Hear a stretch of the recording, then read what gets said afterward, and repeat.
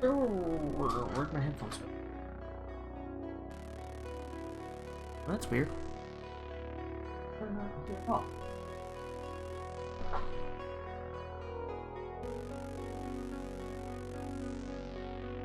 There they are. Ah. Let's see what has happened.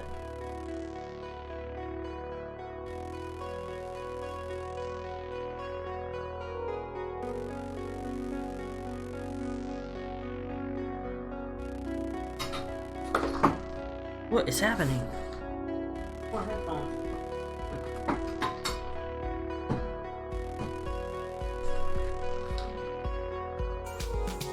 There we go.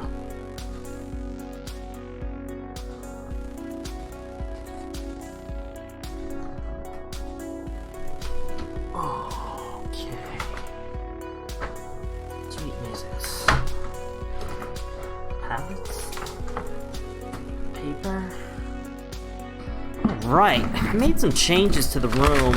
You'll notice that the webcam, the face cam looks a little funny right now. And that is, I know, don't tell me, I already know, but I just made some changes to the room a little bit close to stream time. There hasn't been time to move everything. I probably have to move this whole table. That way, I have to be careful doing it so the table doesn't collapse. And pretty much it. Because less lighting now makes it past the shelf that's here, which is why we're having the sort of ghosting that we're getting on this side.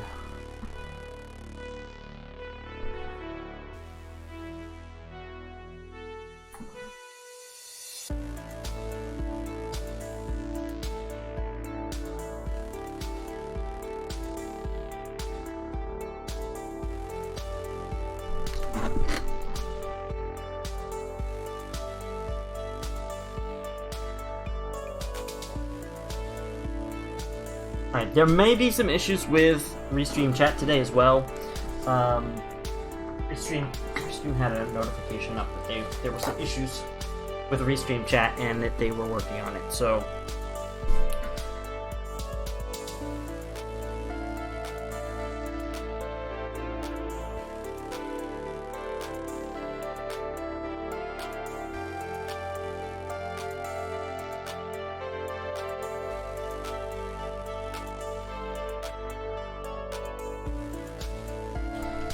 Okay, we're gonna work on these windows today. That's what we're gonna do, and these windows are all gonna be green. We have to do 10 of them today.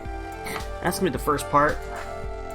Should I get all of that done, we'll see what happens from there. Alright. I moved everything, which is awesome, but it's gonna take a little getting used to.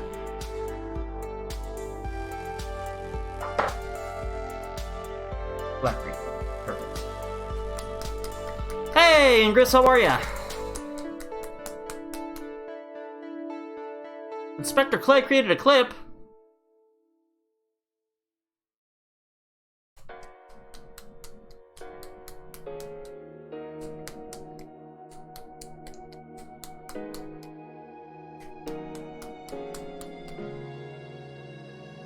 Just got home from work. Nice. I just went live 4 minutes ago. Alright. I put up... Oh, I haven't put it on the screen yet.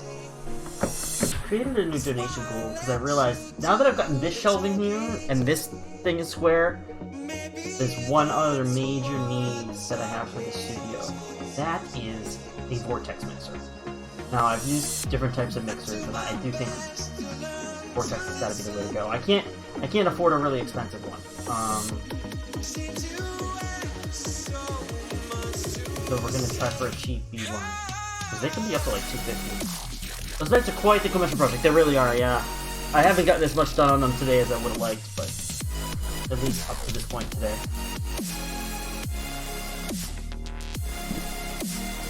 They are a pretty big project, and I've been working on other parts of it that I haven't shown lately because I just don't want to keep showing knights all the time. Here, let me see if I can give you an idea. This box here is all parts that I have pre-shaded for yellow. So they got primed white and then gray, and then they got pre-shaded with this red, which is going to give us our shadow when I spray it yellow.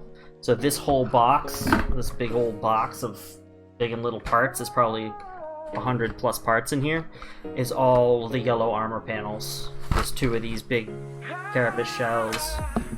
Yeah, so I mean, I've been working on a lot of other stuff for this project that I can't show all the time, you know? Well, that was yesterday's big project. Today's big thing is going to be finishing these, and then maybe depending on what I feel like doing after we finish this, maybe moving on to the other yellow armor panels, the other carapace shells, and starting shading, detail, highlight, all of that. They're a lot simpler than these ones were, so they won't take as long, but they're still a pretty big project. I'll put a glove on.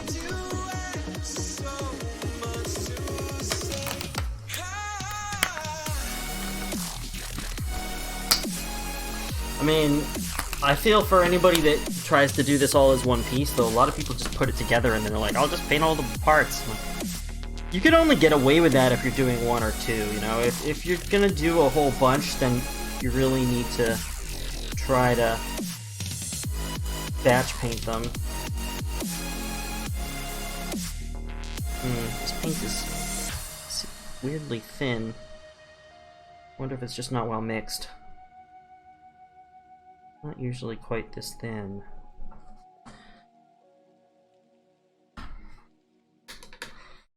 Let me give it a better shake and then try again.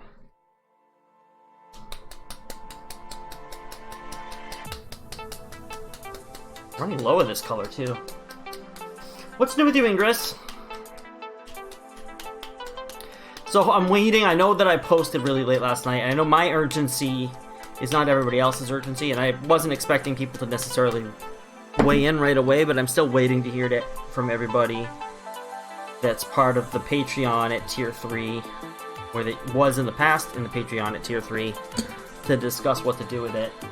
Because it's just broken. It's a broken system, and it needs to be repaired or replaced. But we cannot push on with it as the way it is.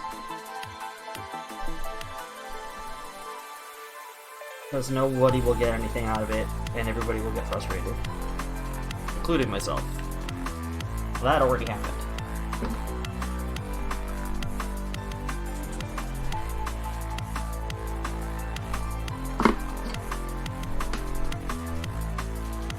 Yeah, I think it wasn't mixed that well.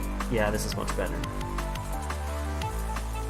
Sometimes that happens with your paint. If it seems like weirdly greasy and it seems like you're getting a lot of clear medium and not a lot of pigment, it's probably just not mixed all that well. Probably need to thin this a little bit more. You can see all the brush strokes there. It's not going to be the worst. There we go. And now it's self-leveling, so now it's fine, but it's also not covering very well. But that's okay, because it's going to take a couple of coats.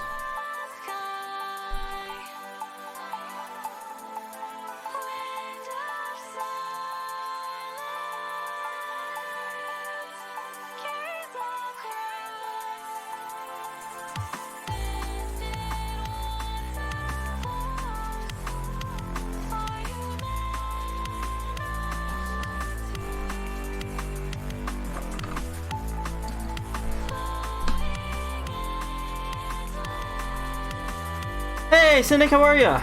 My god, my whole day has been a disaster because I should have gone to bed at a human time.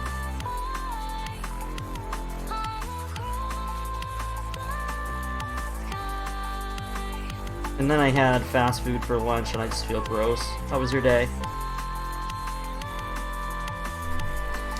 Cynic and I were playing Diablo pretty late, / really early in the morning. We were playing with our friend Lestat the Vampire Pickle.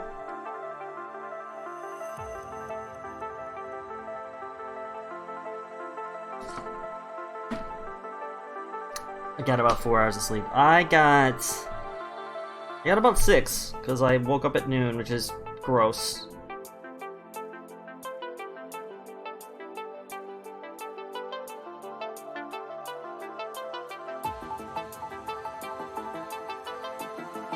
Actually, I got about 5 because I actually didn't fall asleep until 7.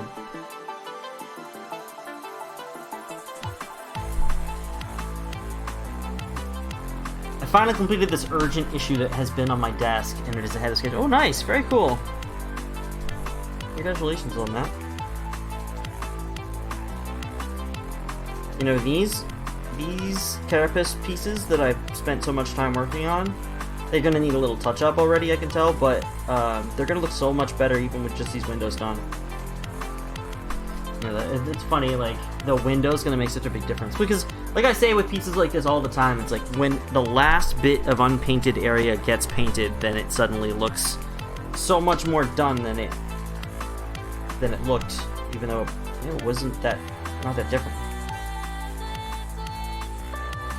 Part of it's because, obviously, this weird thing that is in a shape that should be kind of like a window still has the armor colors on it, and you're like, okay, well, that's just weird, right? Your brain doesn't like it, because it just doesn't look like something that makes sense. And then once you step in and correct it...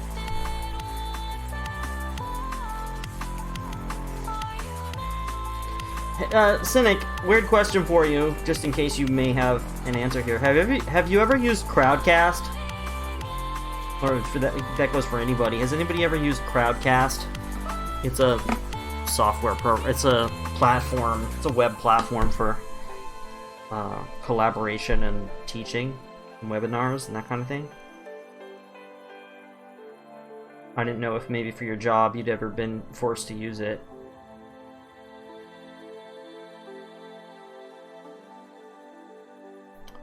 Okay.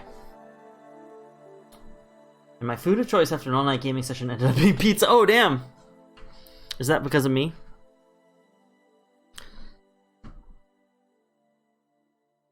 Oh, you're running Greater Rifts? What do you mean with no success? You can't complete them in time?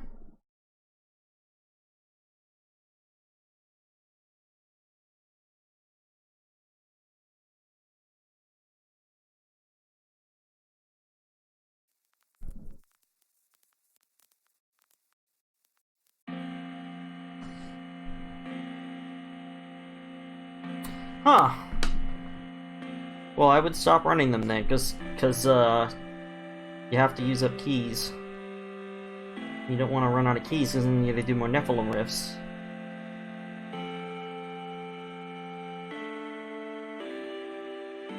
Are you getting killed, or are you having issues with damage output? Or both?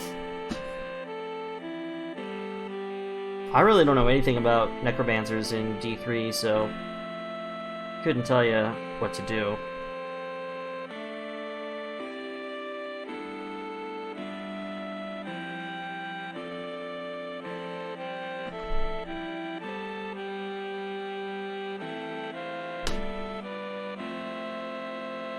So there's a new platform that Restream announced today that you can stream to. And I thought about doing it just for shits and giggles, because when I checked this morning, they only had 26 streamers on the whole platform. I was like, that'd be cool. Not that I think anybody's actually using the platform, but it might be fun to be one of 27. But, I couldn't get it to work, because I had an account with them before, because it was Loots.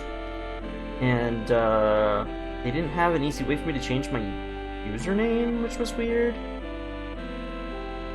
So, in my attempts to get around it, I kind of broke my account. And now I would need probably customer service or customer support to fix it, but I can't find a way to reach them. Which also just made me like, wait, why am I trying to stream to this service anyway? Don't I stream to enough places already? Well, the answer to that question is no. Because you can never stream to enough places, because, you know what? Every last person that we reach with the message of, hey, you should do some cool stuff, maybe paint some minis or something, is somebody. That's a person we wanted to reach. So I, you know, even being on D Live, which is kind of a completely pointless, is useful. You broke... No, I didn't break my Mixer account. I broke my, Why, is there a problem with Mixer? I didn't say I broke my Mixer account. Are you telling me that I broke my Mixer account, or are you asking me if I broke my Mixer account? I broke my Loots account.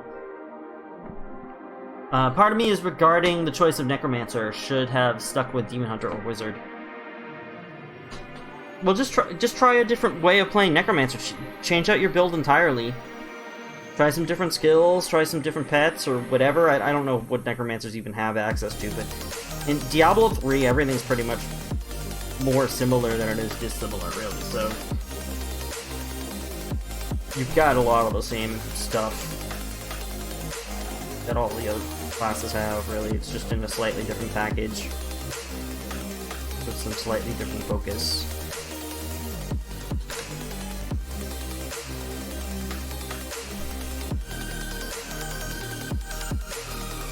I used to play Wizard a lot. That was my first class that I went crazy for.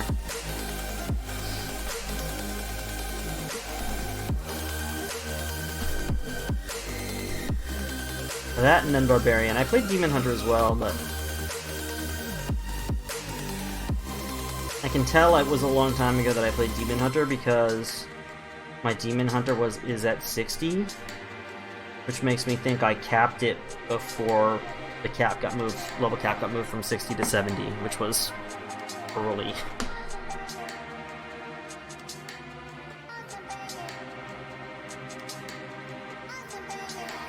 Maybe? I don't know. Hootie Hoot, please don't confuse the issue. Are you asking or telling? I'm not even gonna engage with you right now. You figure out what you're trying to say. Don't make me do it.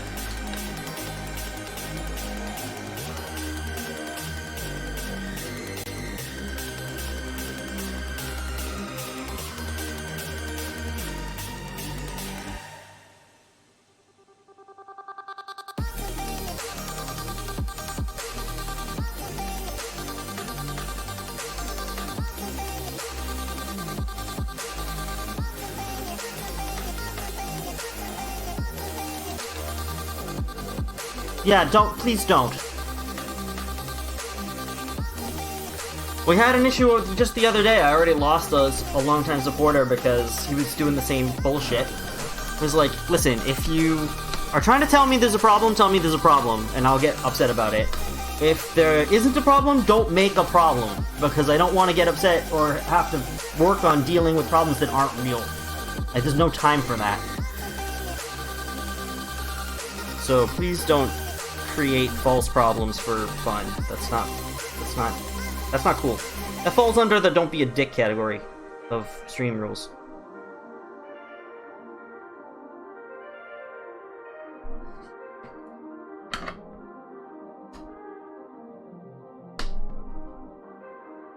Hey, Wick Spartan, how you doing?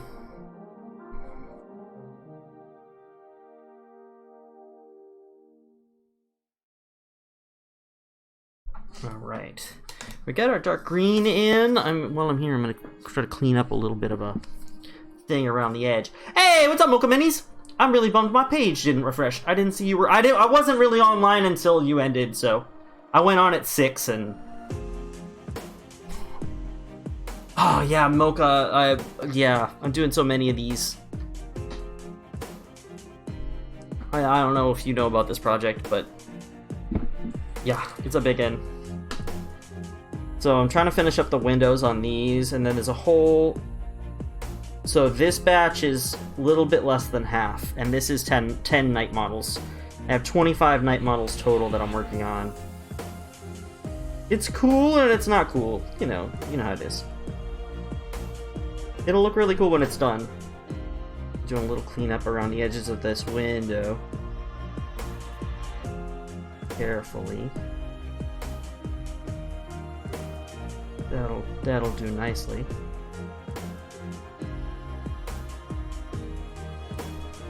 Yeah, cranking them out for sure. Alright, let's do one more check on these windows to make sure I've got this solid. This is Reaper Black Gray. As you can see, in some cases it's not at all solid yet. Gonna keep coating it until I cover up the armor colors underneath, and then we'll start trying to do sort of lensy windows here. I do need to do more. You know, maybe I should do this now before I paint the windows. You know what? Well, here's what I'll do. I'm going to paint another layer on all these windows to make sure that it's kind of solid, and then I'm going to let them dry. And then while we let them dry, I'm going to come back. I got to do another highlight on the outer frame anyway, the metal frame for all these windows. Yeah, we spent a lot of time taping these parts up and then painting them, and you know, like doing these stripes was really hard, Mocha, because yes, I just taped them off, but as you can see, there's a lot of shape, so taping is really difficult. So what I wound up doing, and me being, I don't know if it was a smart choice or not, but the dominant color for some of the parts was yellow, so I sprayed the yellow first and then decided to tape off the yellow and spray black, but then I realized I can't do that. So what I did then was I sprayed ochre, and then I painted the black in by hand over the ochre. That way, if any of the ochre got in underneath the tape in certain places, it wouldn't create these black splotches and lines into the yellow, which would have been crazy to try to fix. And then by hand, I just put in these little white-gray stripes that separate, kind of define them better. So yeah, I'm pretty happy with it. It's just been a lot of work. So there's 10 models here for House Raven, which is primarily red armor, except most of the central carapace pieces have some chevrons, like you can see here. All right, one last pass on all of these. So you can see here's one that is a Baron. He's got the 2 white stripes.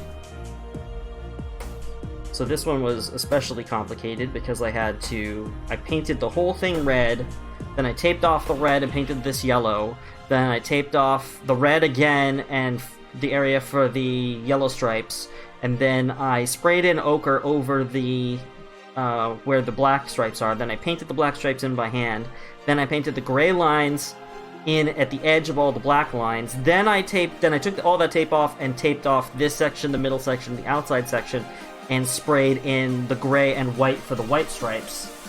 Then I started working on some of the metal trim, just a base coat. This is all going to get airbrushed later, or most of it's going to get airbrushed, or at least second coats. Then now I'm starting the windows. So, oh, it's so much work. This will be a nice project that I will never do again. Somebody else will come up and, hey, you did a whole, like, Knights army? You did, like, 20, 25 Knight models at once? Do you want to do that again? No. No, I do not.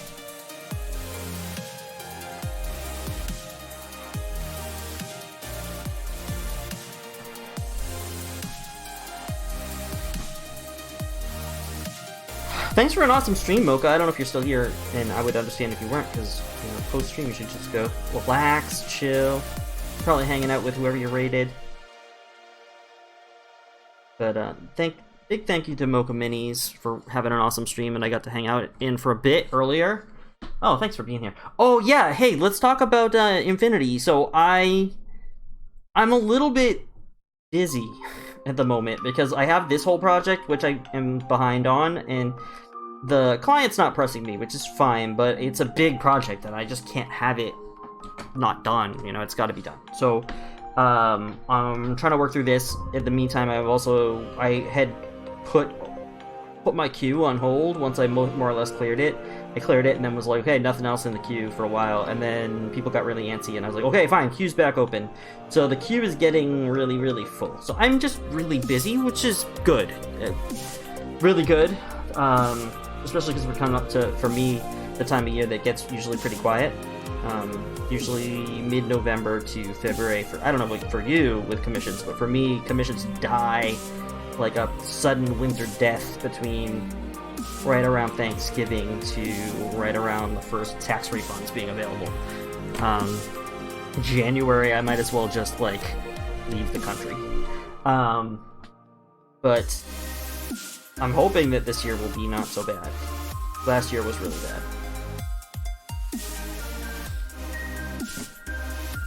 But, yeah, I don't know. But I do definitely want to paint some Infinity with you. That'd be super, super cool.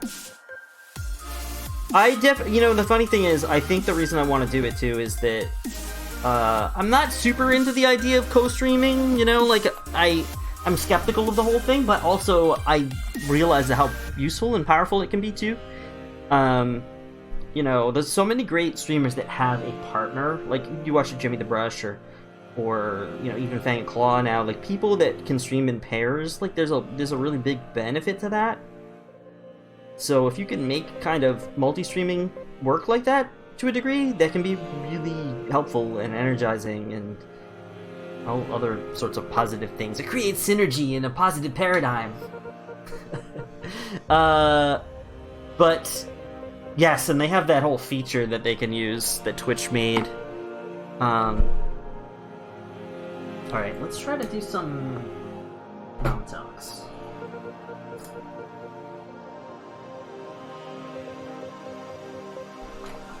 Synergy in a positive paradigm.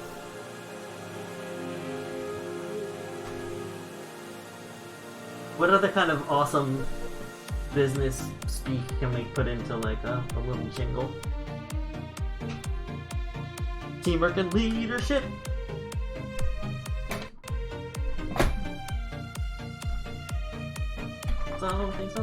Something. Alright. I moved everything. I literally moved every object in this space, which is fantastic because there's so much stuff that I can just easily find. And, oh my holy goodness. Oh wait, what did I do with it already? Oh, I put it where it's supposed to go. I found the missing, for anybody else that hadn't heard. I should probably go now. I have to go to bed. Oh, okay, take care, Wick Spartan. Sorry, I missed that. Oh, Nicholas, hey, how are you doing? Boy, hold on. I'm missing chat here. I'm being a jerky. Nicholas, what's going on? Okay, that's all I missed. Alright, good night, Wick Spartan. The partner folks, yeah. Are you not doing... You used to do co-streaming on Tuesdays. Are you not really doing that anymore? Oh, see, this is what I'm talking about. Now I made a new bin that is just my Vallejo metal colors and my inks. Lately, I've been having a hard time finding my Vallejo metal colors when I want them. Like,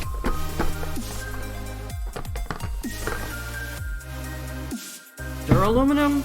Oh, I think we need dark aluminum. Yeah. Well, we need both of these, I think. And then maybe for touch-ups, I need the original color, which should have been magnesium. Okay. So we'll take those three out.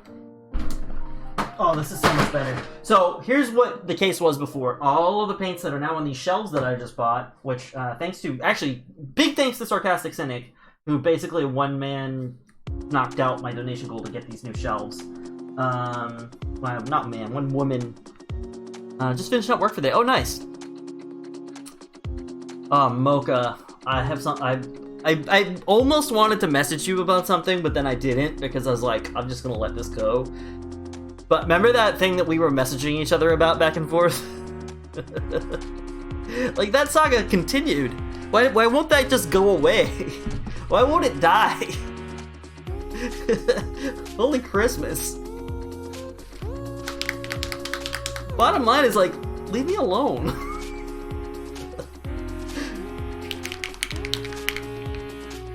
But wait, there's more. Yeah, what the hell? Didn't have anything on the calendar since my sister's been all over the place, and I've got some stuff to catch up on. It was a bit stressful for my type A personality. Gotcha. Oh my goodness. I said that I was busy because I was going to try to go away on vacation, but it wasn't really, the dates weren't really set. And then, you know, I told them, I was like, I'm gonna be away.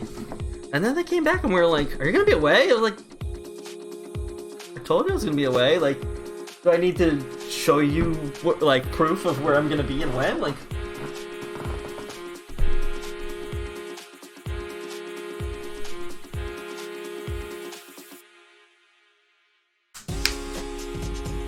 and then because of things that had happened in, like, with not getting these nights done, I was like, because I knew that there's a chance that I wasn't gonna be away now during those dates, so I was just like, listen, I'm trying to be away, but it's contingent upon certain things, so what will happen will happen.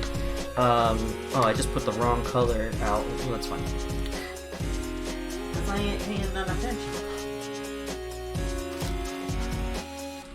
But if there's a good way to do it, I'm down. I'll just have to do some more research on so the audience. Oh yeah, you were having all sorts of weird Discord issues. Well, I don't know what your deal was with Discord. You know what I found in the past for myself was that there were some weird Discord audio settings that I had to tweak myself. Things like audio sensitivity. I mean, they're not weird, but I need to make some changes around here too, because now that I put the shelving in, the lighting is not hitting this side of the green screen, so you can see all this weird stuff happening over here. That was just a last minute thing. Vacation's gonna be fun, but I'm skeptical. Yeah. I'm going on a road trip with my mother-in-law. Ooh. How long? Like how far? How far is this road trip? Is it like coast to coast? Is it across the state? Like, how bad are we talking here?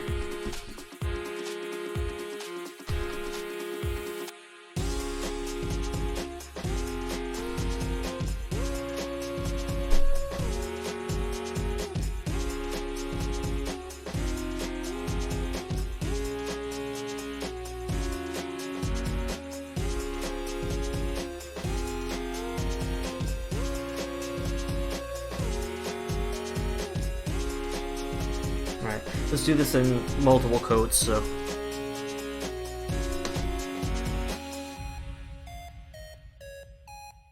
I gotta lighten up the metal here a little bit, because the metal edges on the armor plates are gonna be a lot brighter, so I need to try to match that a little bit. Just gotta do it a little carefully.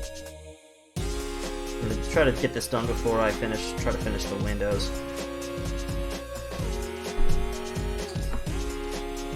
Minneapolis, oh man.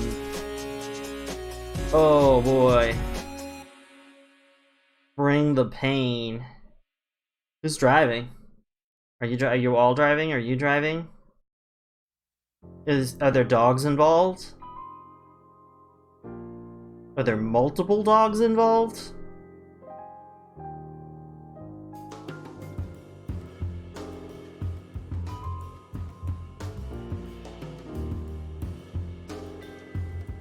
Portland's nice. I don't know anything about Minneapolis, but I'm sure you do. 26 hours. I did one road trip a few years ago. I'm not even in touch with the guy that I went on that road trip with. He was my former roommate when I was in podiatry school, and he's a cool guy. Not the like sharpest tool in the shed, but like he's a really sweet dude. He's a nice dude. And it's funny because that trip was actually one of the things that kind of kicked off my love for hiking. Even though I was really bad at it on that trip, but we did a road trip. He had been living in LA for the summer. It was a friend of his dad's. His dad was a lawyer, and he had some, highfalutin LA lawyer friends. And so when this guy needed needed something to do in the summer, he wound up, just living in LA at this guy's house. This guy had like this giant house with like 6 bedrooms, but like his wife and him kind of had an arrangement where they were no longer really together, but he financially supported his wife and his 2 kids, and they were still married. But he had like a live-in girlfriend and whatever. It was like separate but not divorced. Anyway, so we started in LA at that guy's house, and my friend showed me around LA, and we went further south, and got to check out some stuff there. And then we went on this awesome road trip. So the road trip was, we started in LA, and then one night we left LA, and the next morning we were in Yosemite. We drove straight to Yosemite, and then we spent like 2 days in Yosemite, and then we crashed at a motel, and then we made our way north through California, and then we wound up hanging out by the redwoods on the coast. I mean, it was amazing. And then we spent some time in Oregon, and then we spent a whole bunch of time in Washington. We were hitting tons and tons of national parks and state parks, and but the big ones were Yosemite, the Olympic, Grand Teton, and Yellowstone. Those were kind of like the main attractions. It was a really cool road trip, but we drove from LA to Seattle, and then we drove across Washington, down Idaho, and then through a bit of Wyoming, and I think we hit Montana at some point, and then we came across. Basically, I flew out from Chicago, so he had to go pick some stuff up or something in Chicago. He had to get to Chicago at some point, so I just had already planned on flying out of Chicago. So, yeah. Oh shit, wrong color? Yeah, wrong color. So yeah, it was interesting. So that was a whole lot of driving. LA to Seattle to Chicago. Over a couple of weeks, but it was fun.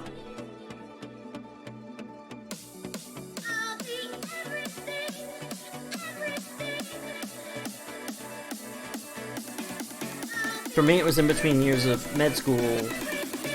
For him, I think it was, I don't know if he took a year off. He had been my roommate in school. He dropped out. Well, he didn't like it. I don't think he was doing terribly well either, but he didn't like it. And so he left. I don't think he was doing bad enough that he had to drop out. I don't really know. But, yeah, it was an awesome trip. From there, then I developed my love of backpacking and hiking. And I think the following year was when I first did a section hike on the Long Trail in Vermont. It was a beautiful drive. We were in, the only weird thing about it was we were in his Suburban, which got like maybe 14 miles to the gallon. Like, that thing was a beast. I mean, we were also in a beast, so that was also something kind of nice. And you know, it was just the two of us, and like we weren't super close, so it wasn't like we were always chatting about this, that, and the other thing. Like, there was a lot of just like silent driving, like one of us like staring at a phone or looking at maps or just staring out the window while the other person was driving. There's nothing wrong with it. It was really cool. I got to see a lot of cool areas. You know, it was awesome. Like, particularly, I remember a stretch of road that he was driving before we switched, coming down Idaho. Coming down Idaho is really cool. If you're not familiar with Idaho at all, let's see, you're going to Portland. I don't know what roads you're taking or like what your path is going to involve, but if you do get a chance to drive north-south through Idaho, it's pretty cool. So, you know, I didn't understand at all, being an East Coaster, what Idaho was like. You know, I always heard that Idaho was where people grew potatoes, right? So I was assuming that most of Idaho was flat, like Iowa, right? So I just figured Iowa, Idaho, similar names, they gotta both just be flat places, because I know that Idaho's where they grow potatoes. I couldn't have been more wrong. Hey, Debbie Artist, how's it going? I mean, what I learned is that, yeah, the bottom half of, or not even the bottom half, the bottom quarter of Idaho, that big flat part at the bottom on the map, like the big square part, is kind of flat. I mean, it's flat-ish, but that like panhandle part of Idaho is awesome wilderness. It's rad as all hell. It's like these weird mountains with like these river valleys with tons of like whitewater, and there's some cool stuff up there. Man, we got to go off-road and do some fly fishing. Holy crap. It was beautiful. We didn't have a lot of success there. We had a lot better success fly fishing in Oregon, but we didn't have too much success in Washington or Idaho, but we had a lot of success in Oregon fishing. But oh my god, it was so gorgeous. So gorgeous. Invest in noise-canceling headphones. Oh, multiple dogs, multiple people driving. Oh yeah, wait, hold on, let me get caught up here. Her driving gives me motion sickness, but if it's on the open road, it's fine. Oh my god, I remember our drive too. I mean, like, if you're used to the eastern or midwestern part of the country, like, the roads are pretty... I don't know, where I'm from anyway, like, the roads don't get super rurally, really. But, like, you drive around in California in certain places, and you're just, like, out in the desert, and it's, like, almost even hard to tell where the road is. And you're, especially at night, and you're like, it'd be so easy to just wind up 10 feet off the road and then, like, fall down a ravine and just, like, die. There's so many crazy places. And then also there's places where they put roads where they just need to get traffic from one system to another system, and they put the road through a place that's like incredibly difficult. And then so there's these grades on part of it, there's all these warnings and warnings about trucks, and then they have these ramps that if the truck loses traction and it starts going backwards, that it needs to like swerve into this special like funnel ramp thing that they put there for that purpose alone. Like all this weird shit that you get to see when you're driving in these other parts of the country that you're like, whoa, that stuff just wouldn't exist on the East Coast. How wacky and cool. I would love to do another road trip at some point. Yeah, exactly. Idaho, Iowa, Illinois, no. Idaho is not like the others. One of these things is not like the others. Yeah, that's Idaho.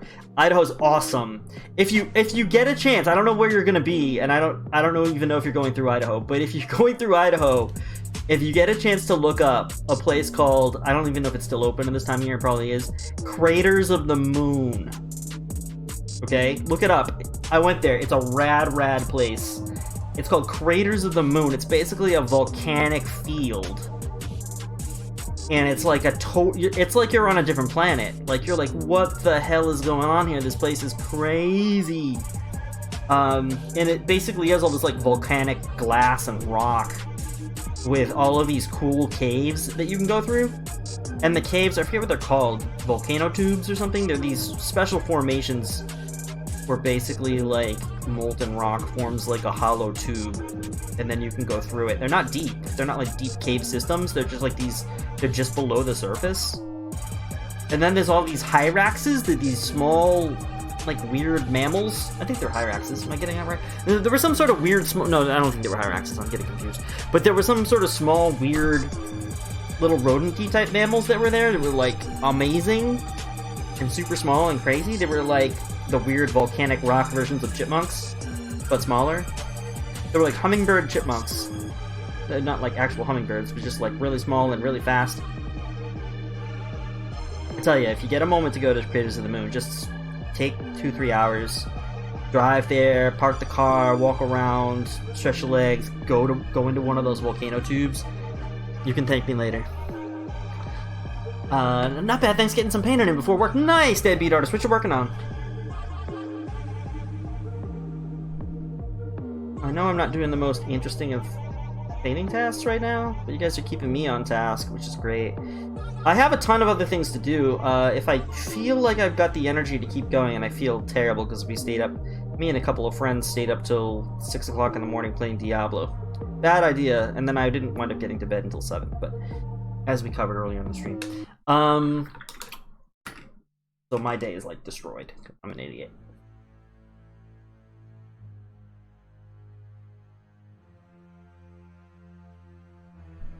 It was fun, but now I'm paying the price.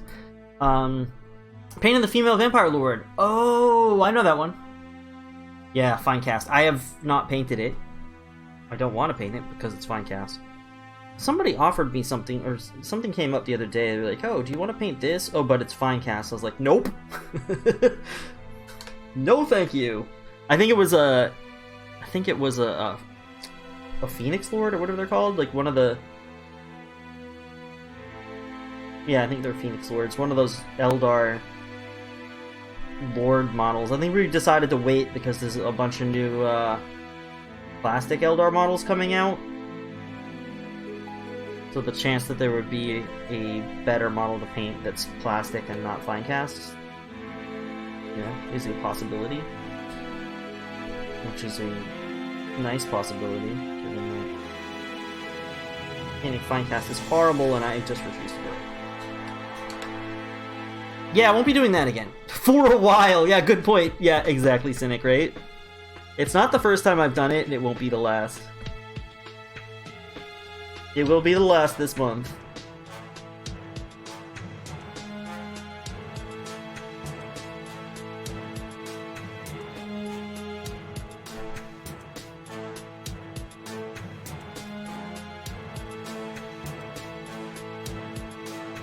Get a little touch up down here.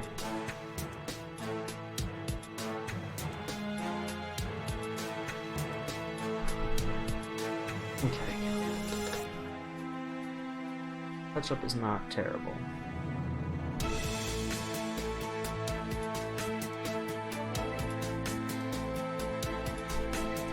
Okay. Windows. Right, I think we did. That one's gonna stay non-metallic. I think we gotta do this quick second pass on these windows, and then we should be good to go. Not this brush. I think this was no. Which brush did I use? Oh, this one. And also, these metallics separate really quickly, so I'm just gonna give this like a little bit of a stir down here, real quick.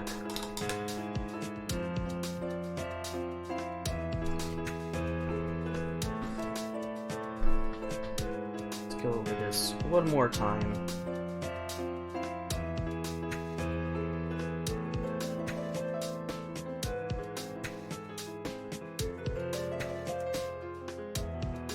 I'm already making a mess. Alright, this is gotta be more careful.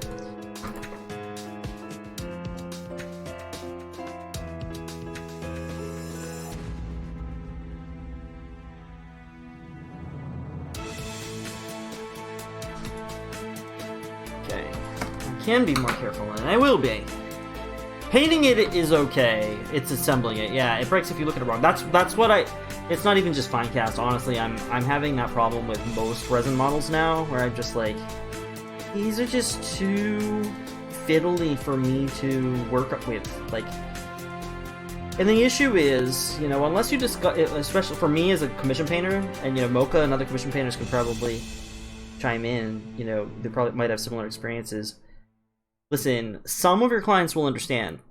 Like, if something breaks and you're like, listen, it's a fine cast resin model, these are just really brittle and I have to handle it in order to put it together and paint it. But unless you've kind of had that discussion beforehand, some people don't know and they're like, hey, you broke my model, you know? Even if they don't necessarily say that to you, if they don't come out and be like, hey, you broke my model, I'm not happy with it, like, there's still maybe a little bit of disappointment. So these days what I tend to do, if somebody brings up, I start at a baseline of I'm not gonna do it. Like, I have no interest in painting resin models anymore, unless they're busts or 75mm scale or something. But like the little 28mm resins that people want to get because they're fancy and they look special or whatever. But I'll get into my other rule about resins. But the first part is I won't do it.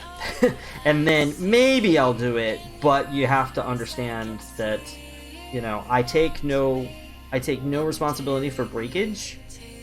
You know, I mean, within reason, you know, like, if, obviously I'm a jerk and I break it, and then that's my fault. But, like, if a tiny fiddly arm snaps or something, you know, that's just part of the process. I mean, I'll fix it, but it's fixed, and it's not original, and something might break off. And that's just the way that those are. And you just have to approach them that way. Like, I just won't work with somebody on resin models that isn't willing to accept that.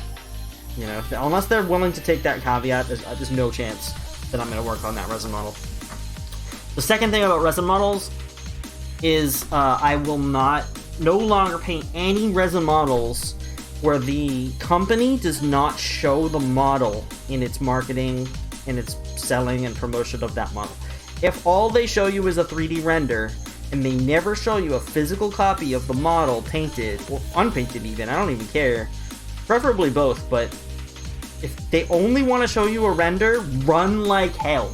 That is a company that probably decided to press and sell even the Mini before they actually had real physical copies. There's two reasons why to run like hell. Number one, I've found more than a few times that the final model is not the same as the 3D render. It's like the arm's in a different position, or there's like a totally different aspect of the cape, or like there's all these things that are different. And there's no way for you to have known that because you never got to even see the physical model. And sometimes it changes things. The number two reason is because I just don't think that companies that seem to be doing that, and there's quite a few, they don't seem to take seriously that they need to actually test their models in terms of, hey, This is an object that needs to be able to exist in physical space. This isn't just a beautiful render that then we can also just turn into something we can sell. Like, this has to be a physical object that will stand on its own. Well, not stand on its own, but like hold itself together and not snap at every little junction. And like, you know, I know some companies, you know, they have a sculpt or they have a render and then they do a prototype and they make sure that it can exist in physical space without like exploding. And some companies clearly do not do that. And there seems to be a really high correlation between companies that don't show you physical models and companies that also don't seem to test their models at all.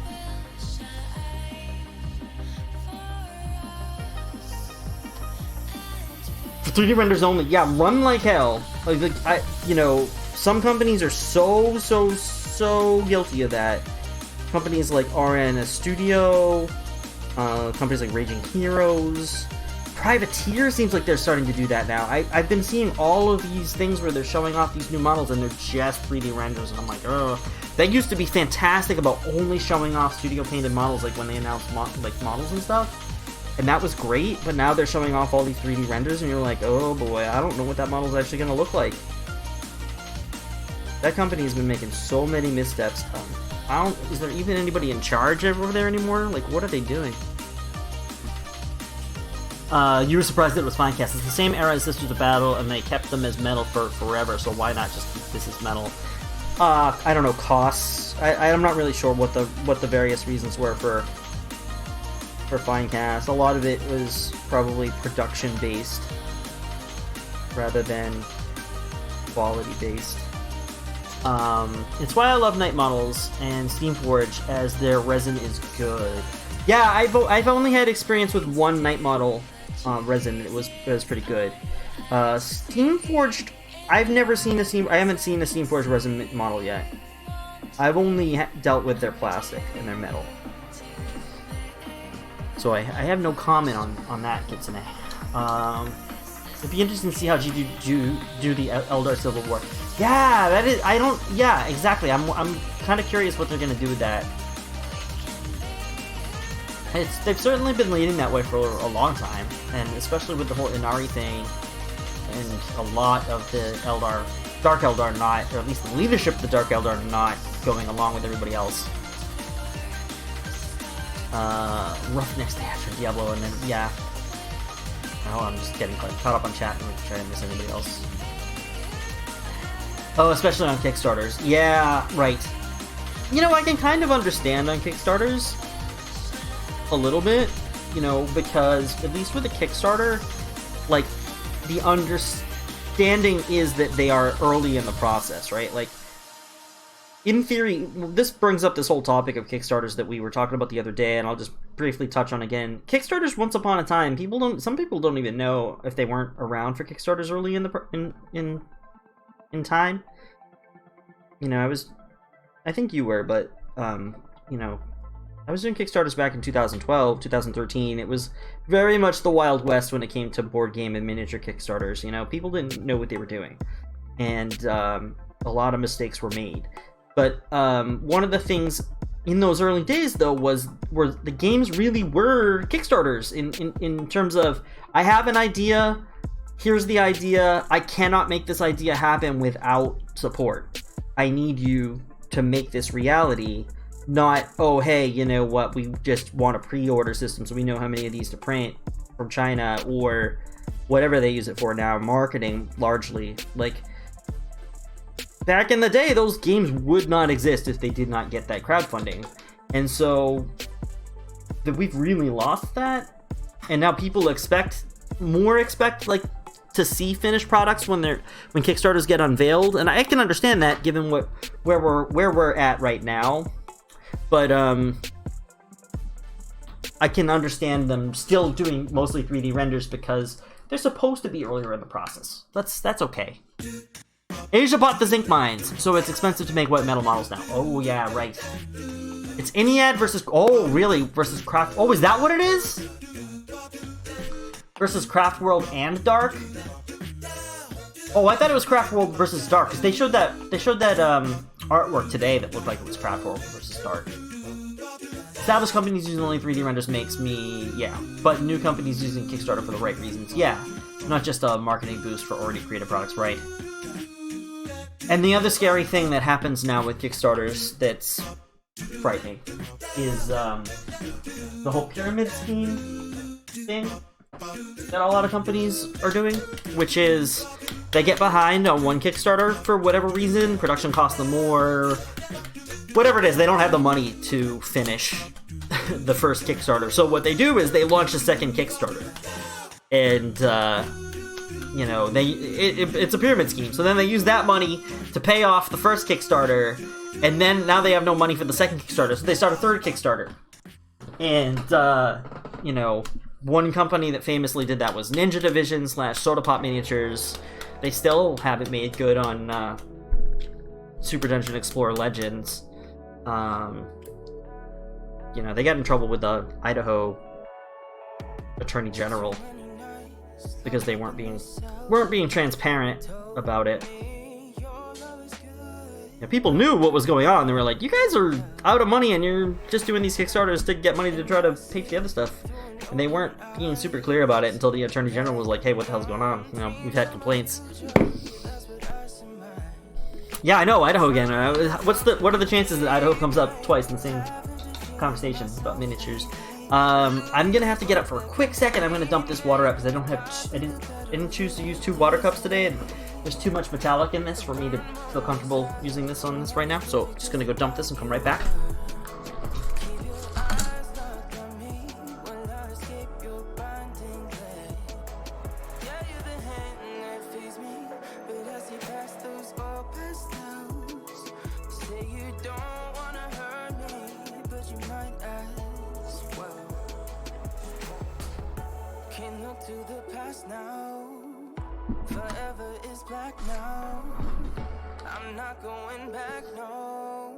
Though they wouldn't admit it, I was at least a little bit concerned that that was why a certain Kickstarter hadn't launched on time, because they already had 3 outstanding Kickstarters that hadn't been fulfilled yet.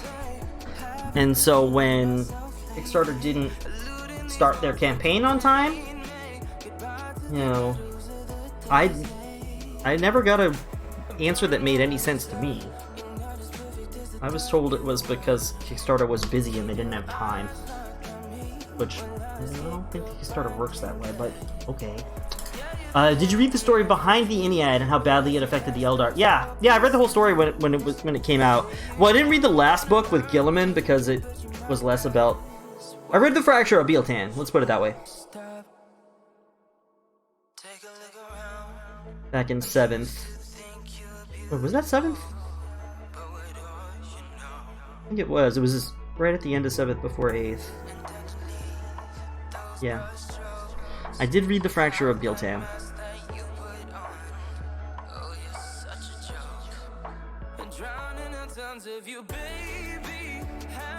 Yeah, there's a lot of... And there is a lot... Definitely, there are parallels between Slaanesh and Ennead, for sure. Nobody really... I think that they're going to address that, and I should certainly hope so. With whatever they do now. So I'm starting to undarken the green, and I'm kind of going out along the outside edge. I'm going to treat this kind of like a gem, but not entirely. So right now what I'm kind of doing is almost like a Nike swoosh. Going from like 11:30 around till like 3 o'clock. Following the shape of this oval. And we'll do that a few times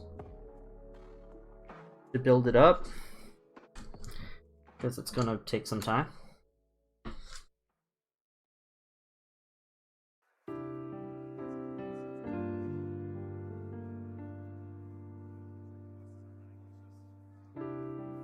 I'm going to come back with that darker black-green again, just because it looks like I missed a little bit of the bottom in the shape here. There we go. Clean that up a little bit. Hashtag lurk! I mean, exclamation point lurk. Yeah, please. I apologize again for not seeing you go live. I never want to miss a chance to show you... No worries. Don't worries. You know what? I could have said something. I even thought about it for a moment, but I was like, you know what? You're doing such an awesome thing by me, by helping me promote a little bit, normally most people would have probably just said no. and it wouldn't have been wrong to do that. So I almost felt a little bad when I asked, but you were like, hey, if I can help you at all, let me know. I was like, well, I guess you could help me get the word out if you feel like it. But even when I asked that, I was like, should you really be asking people to do that? So, you've done enough for me already. Thank you.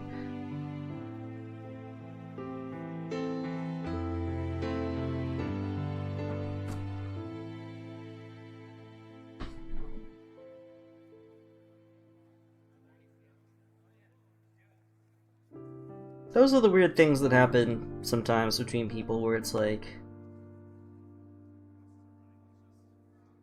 you feel comfortable asking for something that maybe you shouldn't feel comfortable asking with. It's a little bit of a friendship test sometimes, because sometimes you realize that it's fine because you really are kind of friends, and it's totally okay. Like, they told you it was okay, and it might go against some taboo or general best practices, but it works out, and you're like, oh, it worked out. It kind of in part worked out because we're actually kind of friends. So that's cool. That's part of that friendship test. But sometimes it goes the other way, and you're like, you know what? I think we took too many liberties with each other because of our supposed friendship. And you realize, yeah, we're not really as good friends as we thought we were.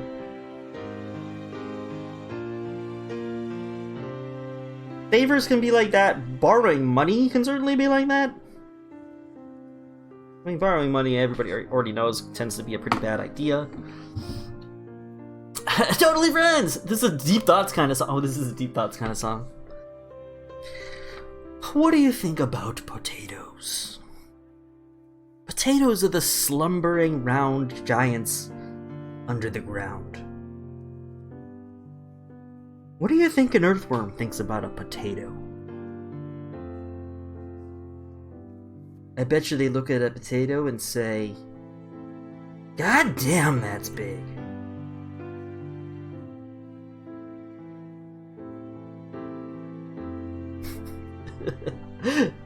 Keep them coming.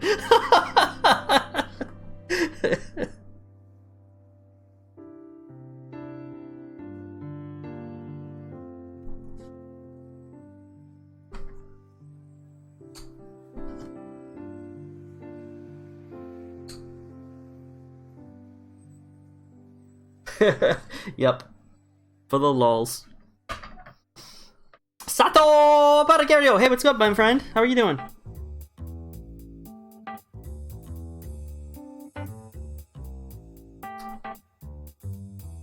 Oh, thanks, Mocha. And Lurk. Lurk away. Sorry to call your name out again. Do your thing! Sato, what's up, man? Sato, read the post and respond at some point when you're free. If you're here, you're probably free. So please do that not immediately, but at your leisure. But I really want to get some going on that. I can't leave it how it is. Finally unpacking my paints. Oh yeah, you moved. How's that going?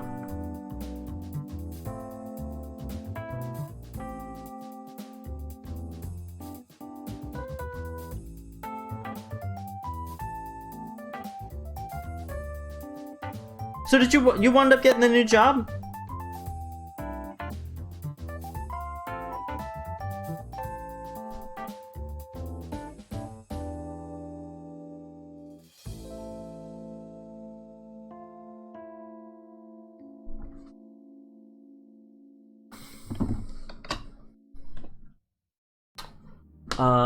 Dude loves his taters. I do. Well, man, got a nice pad near Virginia. Damn. I don't know anything about Virginia. It scares me. Virginia is for lovers. What? Is that like a real thing they try to tell people? Lovers of something. I don't know what that is. I'll just leave it at that.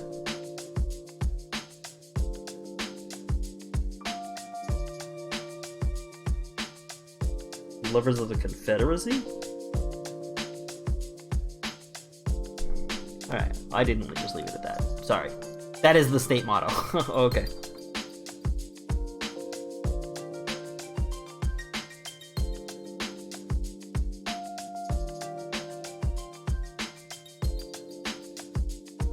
You guys know how much I hate the South.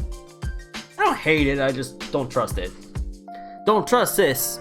You know, like the Public Enemy song of the early 90s. Don't trust this.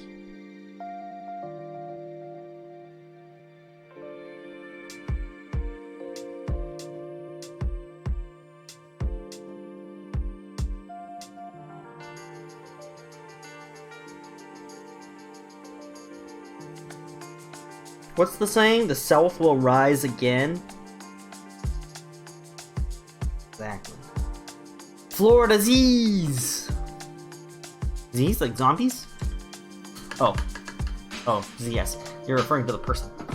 That motto is everywhere. Really? Virginia's for lovers? How do they make good on that? How do you even uphold that? Do you have lax laws for, like, sex clubs? Like, do you have a lot of beautiful locations where you have, like, little beautiful lovers benches and you're like, oh, look, this bench overlooks a scenic area. Virginia truly is for lovers. That sounds like the kind of bullshit thing that you say and don't back up at all.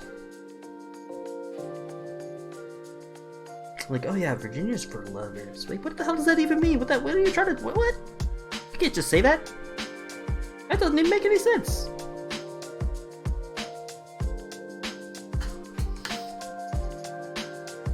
Oh boy. I will let you know soon. It's beautiful here. Is it? Yeah. I had a cousin who moved to, I think, Virginia. It was beautiful where she lived. There were a lot of flies. Before she passed away, my great aunt lived with her for a while in Virginia.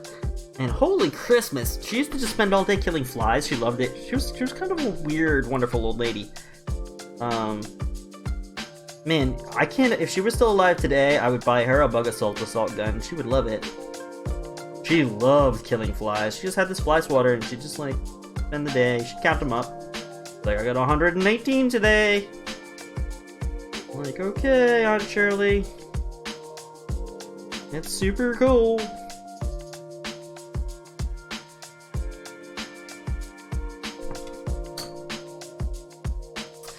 I feel you on that southern hate. I'm in North Carolina and it is a garbage fire. I'm sorry, man. I'm 45 minutes from DC. In North Carolina? See, I always forget that. It's funny too because DC's not that far from here either. Like, it's like a 8-hour train ride or something. No, it's more than that. But I could take the train to DC. People do it all the time. The Northeast Corridor is like... I don't know if you know this, and I don't even know if it's still true, but I remember this fact/figure from before that for a while, the Northeast Corridor was the only, like, profitable rail line in the US. Tickets are expensive. There's a high demand for people taking the train from Boston to DC through New York City and, like, Philly or whatever it is. I think it hits all those spots. It's a pretty popular train line. I thought about taking the train down, I think last year, to try to go to Nova, but I couldn't because I had some bad stuff go down around that time with a roommate that turned out to be like a weird compulsive liar / con man.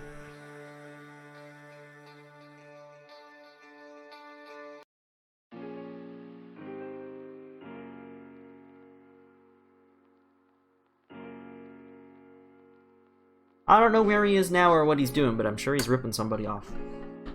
4 hours drive from you. No! 4 hours drive from me. Who? Were you talking about me? You said that before. It takes me 5.5 hours to get to New Jersey. There's no way I can get to Virginia in 4 hours. It takes 3.5 hours to get to New York City, so that's not possible.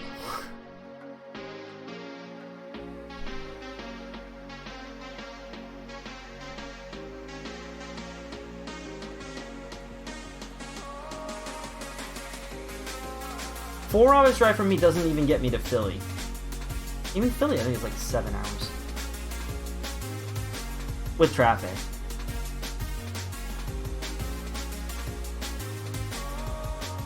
Can I ride a couch when I visit the mall? Hey Coyote, how you doing? What's up, man? Guys, make sure you go follow my friend Coyote BD. Are you streaming tonight, Coyotes?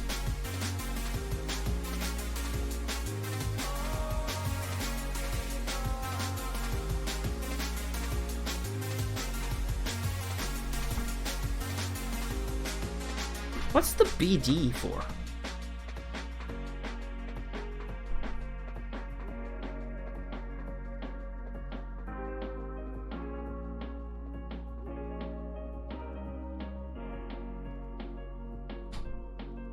Barking dog. Oh, okay, cool.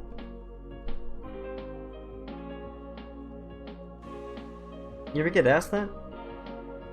How have I never asked that up until now?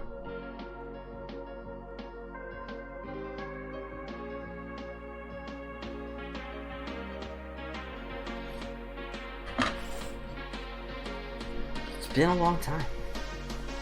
I'm using mostly Reaver paints at the moment.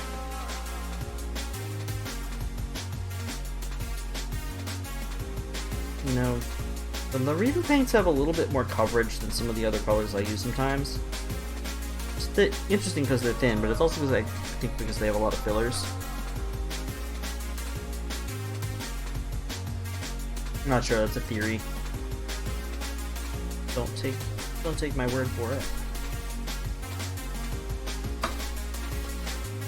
Which is a First Nations term for a coyote. Oh, okay, cool. But really it stands for somebody already took coyote on this form. I gotcha. Yeah, you can, at this point you can't get anything that's like super simple. You can't be like Taco Man. You gotta be like Taco Man 1999 XXX.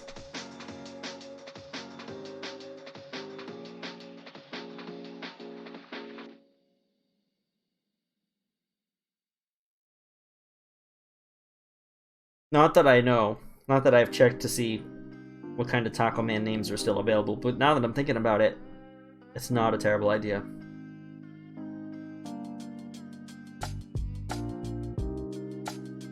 Does anybody... How many people are here? We got like 20 people. Hey, what's up, guys? Does anybody in the chat have any experience with Crowdcast? Crowdcast, have you used it? Have you heard of it? A lot of big companies use it for like webinars and stuff, so I was wondering if anybody has had any experience using Crowdcast and how they felt about the experience. Thinking about using it. Patreon has it as an option for running live streams that are patron locked to be private to patrons only. Essentially, Crowdcast is a private live streaming platform, but they do have integrations for Patreon, which is pretty useful. Especially because the way that I've been doing classes on Patreon has turned out to not work for groups. It's been okay for private sessions, one-on-one, but it doesn't really work for groups, and so I can't continue to do what I'm doing, so I've been looking at other things. The only thing is that the Crowdcast is kind of expensive and has a lot of limitations. Not limitations as much as restrictions, like limits. You only use Crowdcast. Dude, can we talk about sauerkraut? Firstly, sauerkraut is delicious. Secondly, sauerkraut's kind of fascinating to make. I've never made it, but I have a friend that makes sauerkraut. I've made my own kefir for a long time. I think I spent about 1.5 years growing kefir before I just kind of gave up on it. I was sick of drinking all the kefir. But I would love to start doing that again. I probably should start doing that again. For too long. Anyway, sauerkraut. I mean, I didn't know about like all the like kraut weights, like the stone weights that you use to hold down the cabbage in the brine. Pretty fascinating stuff. Has anybody here made their own sauerkraut? It's a social media driven sauerkraut collaborative enterprise. Oh, holy damn, sign me up. Are you in charge, Jaylight? 1, 2, 3, 4, 5? I'm sorry. I'm sorry, I got your name wrong. Jaylight 1, 2, 3, 4. I've never made sauerkraut, but I use a lot of it. I normally rinse it and then cook it in a little butter. Ooh, I've never cooked sauerkraut in butter. That sounds amazing. Oh shit, y'all making kraut? Oh, my mom makes kimchi. My mom is not Korean, but my mom does make kimchi. That's the funny thing. I'll tell somebody that my mom makes kimchi, and they're like, "Oh, you're Korean?" No, my mom just makes kimchi. My mom's not even Asian. My mom's a little Irish lady from New England. Well, not Irish, but like of Irish descent. She's a New Englander.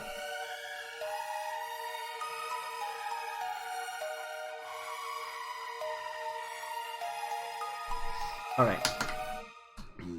It's still really dark. It still looks black. It's not, it's green. I can see a lot more green than probably you can. And you can't even see the two different colors that are there, but you kinda can. There's a little bit of a shadow starting to form. Anyway, we gotta start to be a little bit more aggressive. So, I think I want to switch to these paints, though. Let's try this. These tend to be very translucent.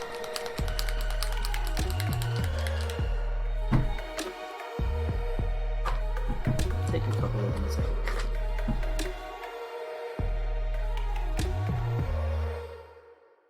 Let's start with that. I might switch back to Reaper paints at some point, but let's give these a whirl. You used to make crap for your food business? What kind of food business did you have?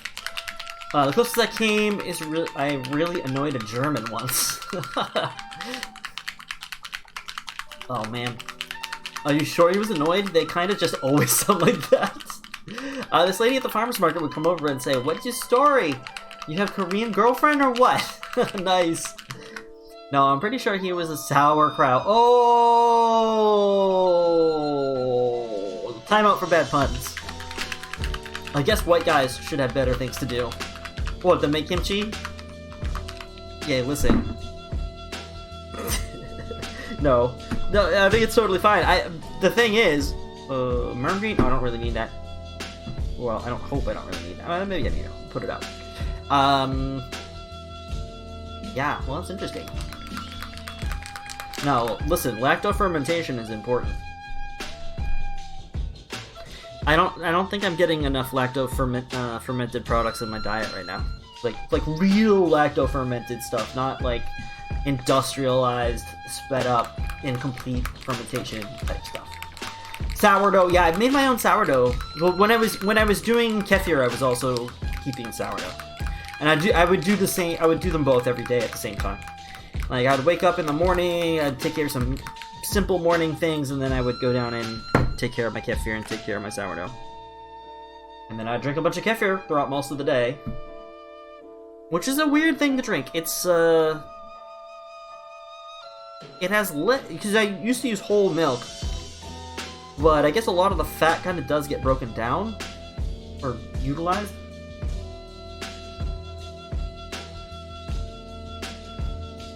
I've never made yogurts, straight yogurts. Kombucha I've only recently even started drinking. Booch. You sold booch too? I've never gotten into the booch. Oh, you know what's really legit though? Is when I was making kefir, I also used to make fermented butter, cultured butter. My god, cultured butter is, it's so rich. It, like, the amount of, like, the diacetyls, the same stuff that gives you popcorn lung, but which is also the thing that gives butter its flavor. But diacetyls it's probably greater, but it also has something to do with the sourness that like brings out the flavor more. There's nothing butterier than cultured butter. True cultured butter. Oh, it's so good.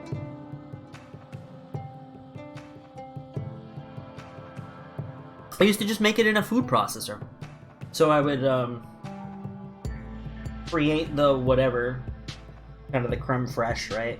And then you just pour it into a food processor and slowly beat it until it becomes butter. It's amazing. Oh, Deadbeat. We talk about food most of the time. Most streams we're talking about food. And I make no apologies about that whatsoever. Zero.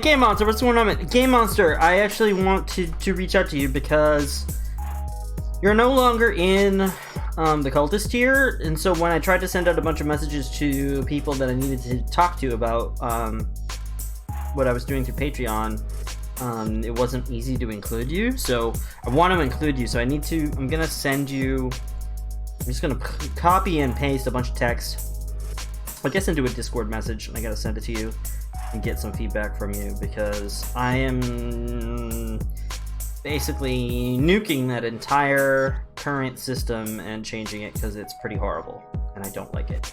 I'm not enjoying it. It's not working at all, not even a little bit.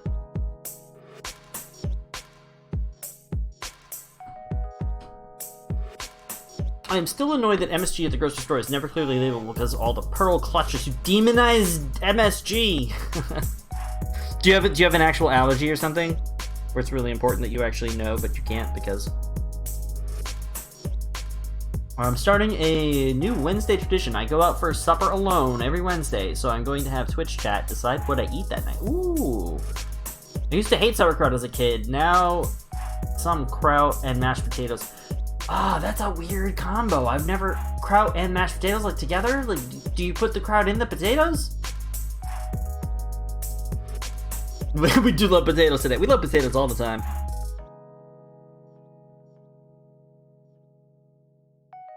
Potato is what I refer to as a special type of model quality. Like, when you paint a model and it kind of looks not very good, I refer to that as potato. I'm not the first person to do so. I am certainly not claiming I came up with that, but I greatly enjoy the term and use it judiciously. No, absolutely not judiciously.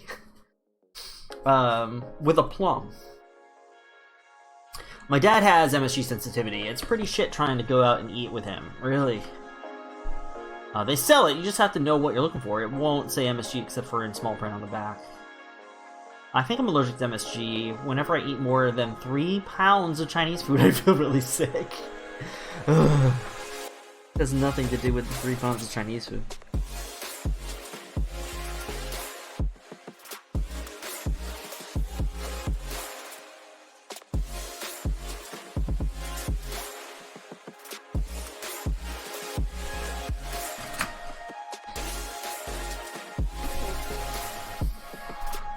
So we're building this up very slowly through layering, primarily. I've done a little bit of wet blending, but I'm not doing a lot. Mostly just layering very carefully. And one of the reasons I can get away with all this layering is because since I have 10 pieces, I can throw a layer down, and it will be dry by the time I come back because I've got 9 other ones to do.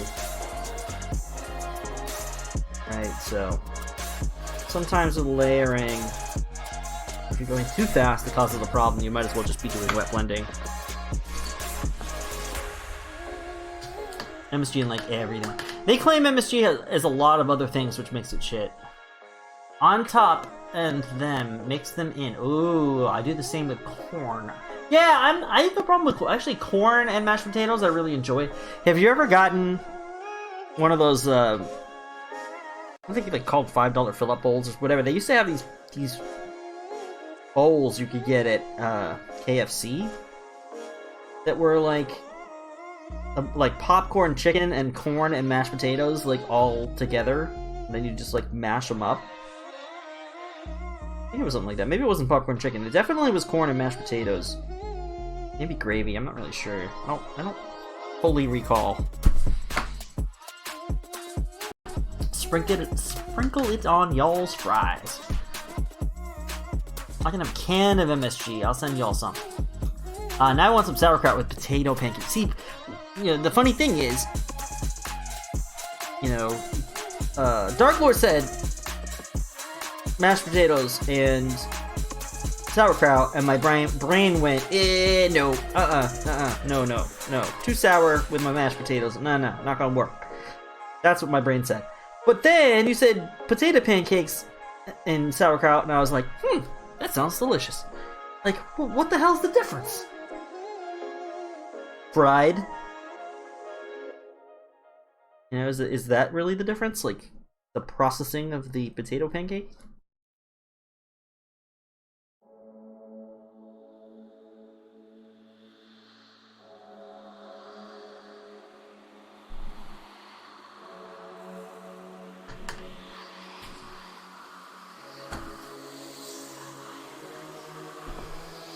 Maybe that's it. Maybe it's the crispness. Maybe that's partly why I had a different reaction, because it's like a nice change between the two textures, where you've got sauerkraut. I don't even know how to describe the texture of sauerkraut, because it's like, it depends on the kraut. Sometimes kraut can be like still a little bit crunchy, but in a weird soggy format. Other times, if you buy like the store-bought bagged sauerkraut, it can be just straight up soggy. Not necessarily in a bad way, but just not exactly crisp either, right? So, I don't really know. How do you even describe the texture of sauerkraut? I mean, it clearly varies.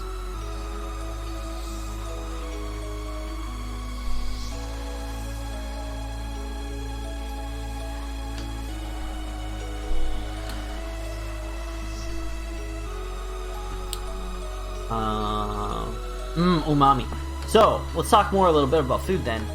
Umami. If you ever heard the term, I got this from J. Kenji Lopez Alt, who's a food blogger, writer. He's an amazing food book called The Food Lab, which is based on his blog, The Food Lab. Anyway, if you're ever interested in figuring out how he does umami, he has these ingredients that he uses all the time that together make up these things that he calls umami bombs. What he'll often do is like have a separate bowl of ingredients where he mixes all of these umami ingredients and then he drops it in with other stuff and it gets mixed in. But frequent things he uses in umami bombs include Marmite, anchovy paste, fish sauce, soy sauce, mostly fish sauce, and I'm trying to think what other things are in his umami bombs. Lestat, the vampire pickle. What's going on? We were talking about sauerkraut. Sauerkraut kind of is a pickle.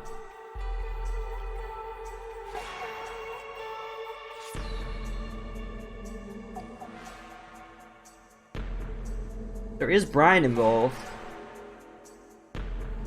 I'd say they're at least pickle adjacent. Like pickle cousins, like Care Bear cousins.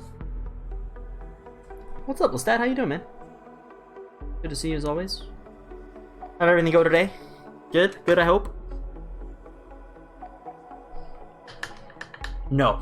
No? Okay, a tad. I like those egg rolls that aren't as fresh, and you get that little tang from the cabbage. I know what you're talking about, yeah. Praise be to the horned rat! No, sauerkraut is fermented, not pickled. Ah, good point. This is true. This is correct, obviously. Are they really mutually exclusive, though?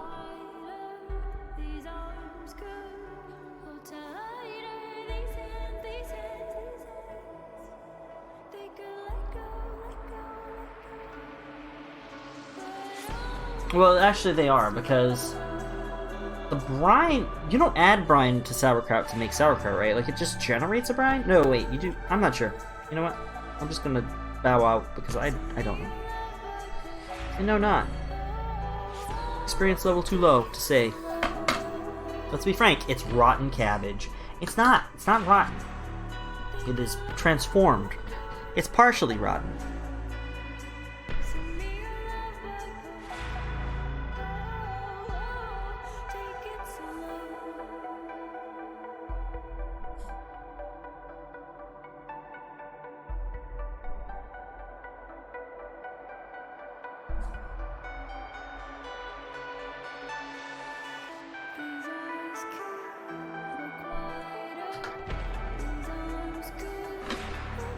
Not really spoiled, but it ain't spoiled. And we'd have been throwing that shit out, yeah. You scrape the furry part off the top and eat what's underneath. There's a furry part? Is there a furry part to sauerkraut? I've never made sauerkraut. I didn't know there's a furry part. Oh, cheese is spoiled. I'm sorry, we're talking about cheese. Cheese is spoiled milk. Yogurt is spoiled milk. No. No. No. How are you defining spoiled? I'm not down with this. Cheese is cooked and salted. and fermented and molded and a lot of things. Yes, this is correct. But it ain't spoiled. Oh, you've even thrown that shit out. Yeah, I agree. I agree entirely with ZS Campbell Cooks 980. You know, sometimes it's fun to say people's whole names out, because, like, most of the time I just avoid that shit, because some people's names are just ridiculously long, like Mr. Snowyak the Island Painter. Who I love to death, but his name is long as hell. Rajak says, pickling involves soaking foods in an acidic liquid to achieve a sour flavor. When foods are fermented, the sour flavor is a result of the chemical reaction between a food's sugars and naturally present bacteria. No added acid required. Okay, yes, you're absolutely right. Pickling is putting stuff in a sour juice. Fermentation is when the food makes a sour flavor itself. You guys are right. You are right. Pickling and fermentation are different. Pickling should not rely on flora or fauna. Yes, okay, you're right. Curdled equals spoiled. No, cheese is milk with salt and rennet added. Not all cheese. So my lacto-fermented cucumbers weren't pickles? No, they were fermented cucumbers. I feel attacked. Shut up, you pickle! Oh, Jesus, guys, take it down a notch. Jlight1234 just joined the Hounds team. On what basis have you joined us? Are you enjoying the pickle conversation? The pickle/sauerkraut talk? Do you care about this painting at all? Is this painting terrible and boring you? Because it's kind of not very good right now. But we're moving in the direction of it being less shitty. Just very slowly. Oh, okay, sorry, you're using actual mathematical terms and not... Okay, fine. I was talking about you saying you didn't like long names. I don't dislike long names. They're a little bit ridiculous. Listen, I don't dislike them, I just... Did I say that? I don't remember saying that. I also don't believe that. I don't actually dislike long names, I think they're silly, I think they're maybe stupid, but dislike is different. I like plenty of things that are stupid. Mostly the food discussion. Ah, nice! Oh, you like knights too, okay, cool. Put the knight away and eat some damn sauerkraut. I don't have any. But I'm lazy, so my buddy is painting my knight for money. Nice! Are you saying I'm ridiculous? Of course I'm saying you're ridiculous. What kind of person would I have to be to say you were not ridiculous? I have eyes and a brain. I hear the words you say. For me to not say that you were ridiculous would mean that I was not paying attention.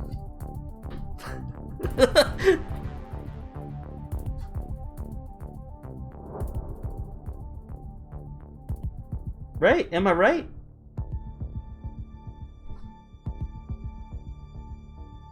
Oh shit, what am I doing here? No, I'm fine. Wait, what? What's happening here? Yeah, I think I'm fine. This works. No, this doesn't work. What the hell's happening? I'm missing a color. Oh, I'm missing a color. Okay, I know what's happening. It's this one. Long names are stupid. ZS Campbell Cooks. Yeah, well, yeah, you're the one that kicked off the whole conversation because I said your whole name and was like, God damn, that's really unnecessarily long. You could have picked like Inky 47 or like Dude Guy 212 or something that's not like tons to say. ZS Campbell Cooks 980. Like I can't. How do I even? I can't shorten that without leaving things out. That's the thing. If I can't... Well, you know what? I guess you can't shorten Inky 42 either, but... I guess my point is... I don't know. I don't have a point. Never mind. I'm gonna walk away from that one. Alright. Short name 39428589582968. It once was. It is again pun expected. Ridiculous. It's quite ridiculous. Don't make me beat Hollow Knight again. Oh, hey, listen. That was not my fault. I don't know. Nobody can get mad at me for that. I don't know what the hell was wrong with you. What the hell is wrong with you? Sorry, ZS, my folks called. My point is that if ZS Campbell Cooks 980 is the kettle, you are the pot. No! Listen, Houndstooth Minis is a lot of letters, but it's really... It's 4 syllables! And it's really 2 words! Houndstooth Minis. Campbell Cooks, but then we get a ZS and a 980? Like, I'm only the pod if I were like 19 Houndstooth 857 door. That's too far. But Houndstooth Minis is like not, it's just a lot of letters, but it's not complicated. It's 2 words. It's like ZS Campbell Cooks is 2 initials that I have to say out, because you can't just go zzz. You have to be ZS, so that's 2 units. Campbell is a unit, Cooks is a unit, I'm already up to 4 units, and then 980. That's it. It best 2 units, 980. Or it could be 980, but it's also 2 units. But whatever. It's too many units. I want to know who the other 979 ZS Campbell Cooks are. I challenged you, but I didn't think you were... I don't know. Listen. I have no defense. I didn't think you were going to take the challenge. I thought it was so overtly stupid that anybody in their right mind would be like, yeah, I'm not going to do that. That's dumb. It was a joke. It wasn't really a real challenge. Really didn't expect you to do it. And congrats on that, by the way. Congrats on being a big enough fool to actually try that. And doing it. Good job. It's totally crazy. Totally crazy. I'll come back as pneumono ultra microscopic chelicovolconoconiosis. I love this model, but I hate this model. Oh yeah, which one are we talking about? The one that I have in my hand? Yeah, it's pretty bad. Odorous onomatopoeia was taken.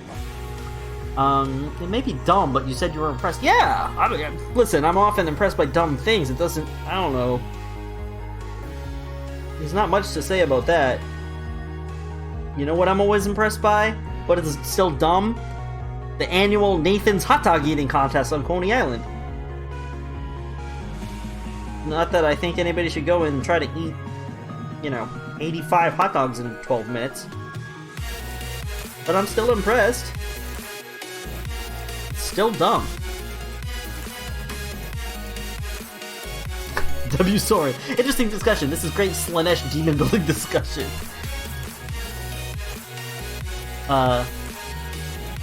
Listen, Houndstooth challenges me to something, it's worth doing. I don't know, man.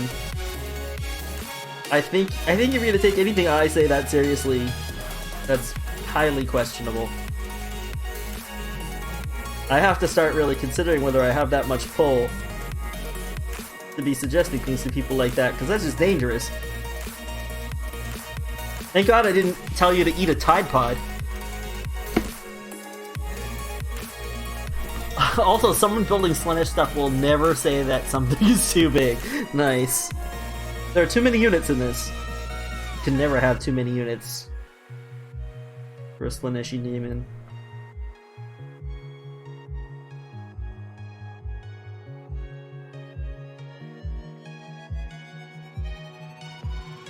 This Slaneshi demon has 4 big units. 4 units. Whoops! Do I hear beating Silksong with default weapon? No. All I heard was eat a Tide Pod. Oh no! Not your model, my model. Oh, the vampire, right, okay. I would have to own a Tide Pod though. Yeah, I don't have a Tide Pod either. You can buy them pretty cheap. Like, you can get Tide Pods at the laundromat in like little packages of like 2. You know those like little laundromat vending machines? They often have like Tide Pods in those now.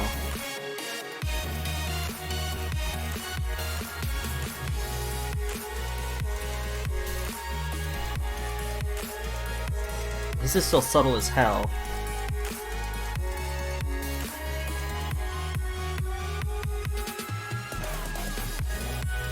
It's gotta stay a little subtle, so that's okay. We're getting there. A little bit at a time.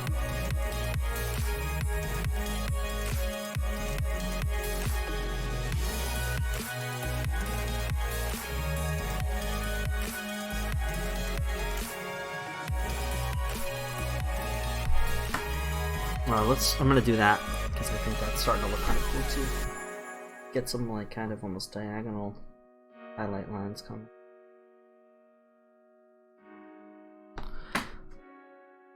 I would have. Can you really? Did you sleep any? I slept until noon, dude. It was terrible. I woke up, was like, oh god, it's noon.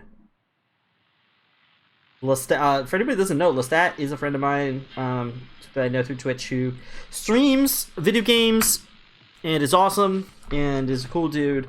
He's really funny. And we were playing Diablo until 6 o'clock in the morning Eastern Daylight Time. And I was like, oh my god. FML. What am I doing with myself?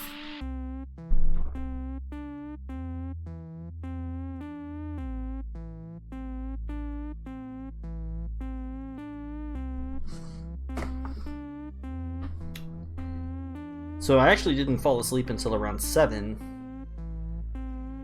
Which meant that I only got 5 hours of sleep. And I do feel like crap. Like, hey, do you feel like crap? Yeah, I do feel like crap. I don't feel good. Because I only got 5 hours of sleep.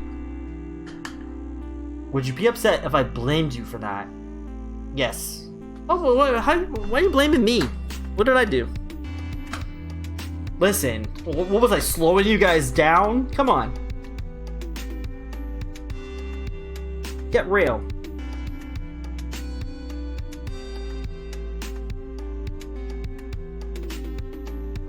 I mean, you can blame me for staying up till early in the morning for sure. But you can't blame me for you being up until 6 o'clock in the morning. That's on you, bud. You made the same bad decision I did.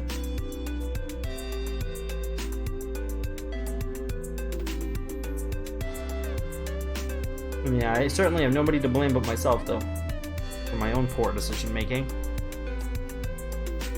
How long have you been painting, bruh? I've been painting for 6.5 years. It's starting to get to be a long time. There was once upon a time that I would be like, I've been painting for 3 years, and like people would be like, oh, impressed. Like 6.5 starting to be like a long amount of time. I started at the end of March in 2013. I think it was like the last weekend in March, something like that. PAX 2013.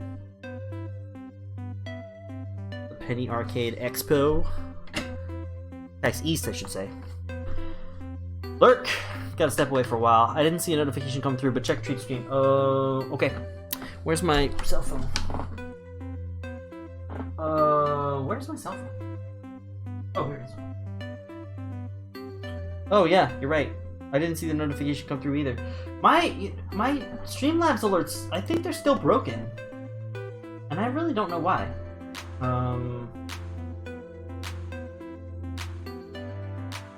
Damn, thanks for sending food, babe. Someone sent you a treat. 7:37. It's 7:45. I gotta keep an eye out. The last time it worked, we did have a problem on Saturday, but I had to put my shoes on again. Just in case when I have to run down and get the food. 20 years for me. Really? You've been painting for 20 years? That's cool. Yeah, right. That would be sarcastic. No, we were having fun. Time flew by. Yeah. Absolutely. I don't blame it. I don't blame anybody. I'm a little surprised that you guys stayed up so late. You know, it's fun, although, and I'm also sort of not. The truth is, until I think like last week or 2 weeks ago, I don't know either of you very well, obviously, but I first off, I didn't. I'm now under the impression that you two know each other, like outside of streaming, which may or may not be true, and I don't know. That's pretty cool. If it was true, I didn't know that. But I also thought that you were both on the West Coast. Looks around for open pits. Damn. I can show you my latest model. Yeah. Hold on. I'll give you permission to share a link in chat. Single link. There you go. Permission granted.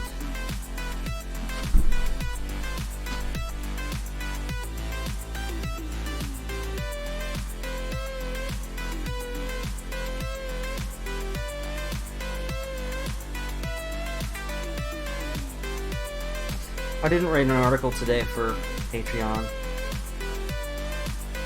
I don't even feel bad about it. I had to write all that stuff yesterday. Was to try to get this other stuff all cleared up. It kind of put me in a bad mood too. Earlier today, Kitsune kicked me into a pit 300 style. Oh, really? How so? Explain.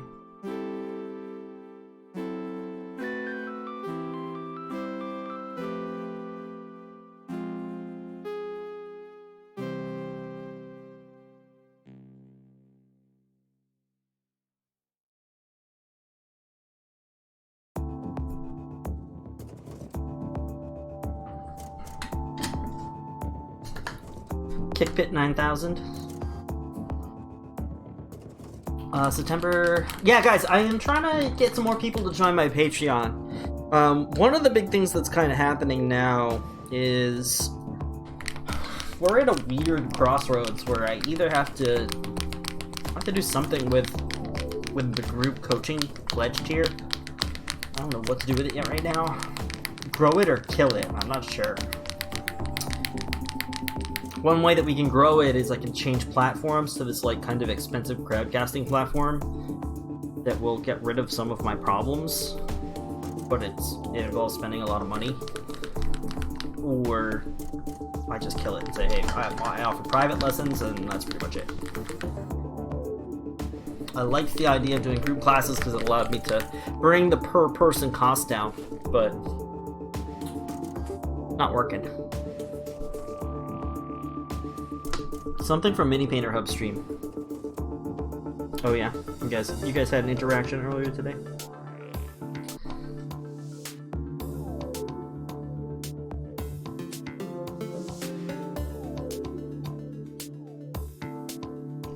All right, now I'm thinking I like this paint that I have on my brush right now, but it's pretty transparent and it's not gonna do a whole lot unless I probably put it on like 7 times.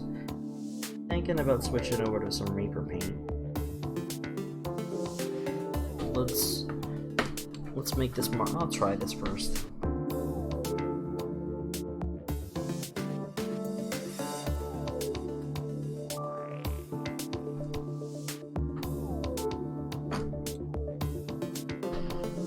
What is wrong with Google Hangouts? Well, here's what's wrong with Google Hangouts. Nothing is wrong with Google Hangouts. I actually suggested it in the first place. But people didn't want to use it. People wanted to use Discord. And actually what I didn't know is that the original Google Hangouts that I used to use are actually gone. That they actually, they're getting rid of them. Well, they're getting rid of them in October. And so they moved to this other thing, like Google Hangouts Meet or something. That's what it's like replaced with. And that requires like, as far as I can tell, because I looked into this yesterday, it like requires an actual account that you have to like pay for that I don't have. I don't know if there's still like an actual free Google Hangouts type thing like there was before, because they said that as far as I've been able to find, they're discontinuing support for that as of October 2019. So that's what actually winds up being wrong with Google Hangouts, but I didn't know about that until recently. Have you thought about doing Patreon group paint-alongs, teaching through a piece? Pun expected, group paint-alongs fucking blow. They are a huge problem. We have tried them in the past. They do not work. They are terrible, and I would have to be a complete idiot to try that again, having gone down that route several times. I will tell you, it is... I would have to... I mean, no, seriously. If I ever again decided to do a group paint-along, like, commit me to a hospital, because I have lost my mind.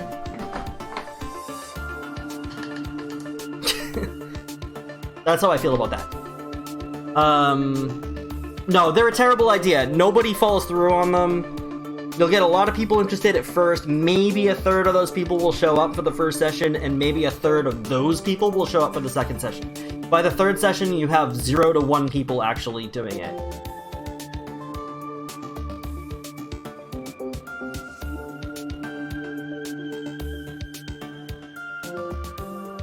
Is it what we're doing now, a paint-along? No. A paint-along means that we define a model and we all get and paint the same model at the same time. That's what I call a paint-along. That's what a lot of people call a paint-along. Some people call it a paint-along when I'm painting and you're painting, but that's just painting. Like, there's no along. We're not doing the same thing together. If I said, hey, on October 12th, we're all going to paint this model, go buy this model, and then we're going to sit and paint the model together, that's a paint-along. And we've tried those, and they've failed miserably pretty much every time.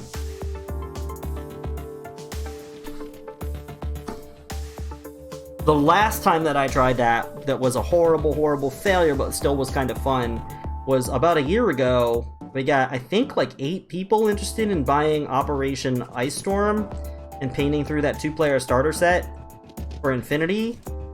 You know, that was in, I think, September we started setting that up, September last year, and then by the time I got all the models and sent them out to everybody, because we did a group buy through J. Crowd's Peninsula Games, by the time I had everything and sent it out, you know, when we sat down for the first session, I think it was like 3 people, maybe not even, I think it was, yeah, it was 3 people, but 3 people including myself.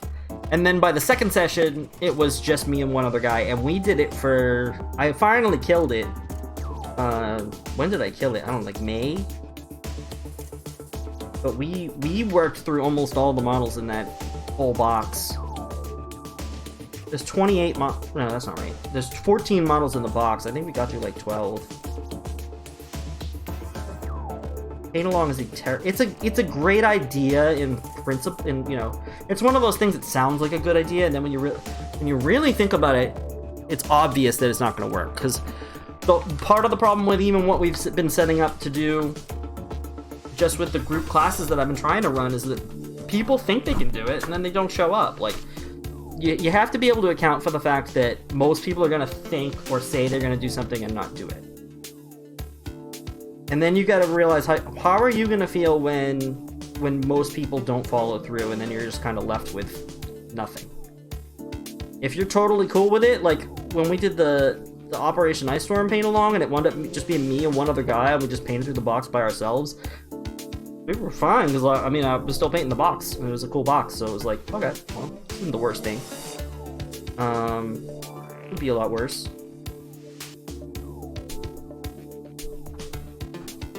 But some of the other ones I was like, yeah, this is terrible. I wouldn't, because like in some of the other cases, like I had let other people pick like what we were doing and stuff, and I was like, but nobody even showed up. Like, what was the point?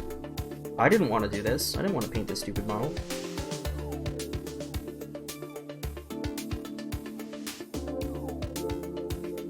Sorry to drop a really loud F-bomb in the middle of that. No, I have been through that grinder and I know what that looks like.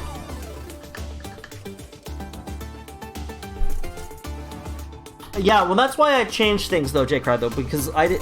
Yeah, I mean, that's right. You pay and you don't expect anything in return, and that's kind of what I guess some of the other people are doing too. Because like I brought it up with one person yesterday, and I was like, listen, like the thing is, like, I know you, and we've talked about it, and you've been like, ah, it's fine, like I don't expect anything in return, but I haven't had that conversation with everybody. So when other people just don't show up, now I'm like, okay, well, what are you gonna come at me in like 3 months and be like, hey, well, I didn't come that one time, so now I want you to give me a private lesson. Well, you know, it's like, we never had the discussion. Like, you and I have had the discussion, like, you just don't care, which is fine. Well, hey, by the way, that's why I added that extra benefit, though, and that's why you're getting a rad Necromancer model and nobody else is. That was on my, like, and honestly, this whole thing that I'm doing now, where I am painting models for people of my own choosing, I think the whole thing is, like, being able to paint more models that I want to paint is really kind of important to me. Especially because I'm not doing the Infinity stuff anymore and I'm not painting my own models on Friday. Like, we always had, like, a little bit of a buffer in my schedule of streaming and painting where I got to paint stuff that was for me. And that's kind of gone away over the last couple months, and that's fine. But that kind of brings it back just a little bit, allowing me to get some stuff in that helps me not be super stagnant. The one I signed up for with Shoshi's Minis goes better than Better than what? Better than that? Yeah, I remember she did a bust or something, right? But listen, Shoshi can get 500 people to sign up for something, and then when only 100 people show up, it's not a big deal. For me, if I can get 12 people to commit to something, that's awesome. But then only 2 people show up, it's not that great. You know what I mean? It's a numbers thing. I'm not Shoshi. I'm not worth 10 Shoshis. Well, the other way around. 10 Shoshis. 10. No, wait. Hold on. 10 me's are not 1 Shoshi. Like I'm not. I don't have that pull. I don't have that cred.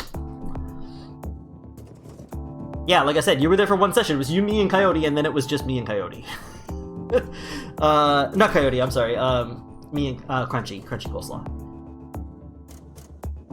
Hey, Dave's Mini, what's going on, man? I like the idea of a paint along, but I don't really want to paint a mini I don't want to paint. Yeah, but that's true for me too.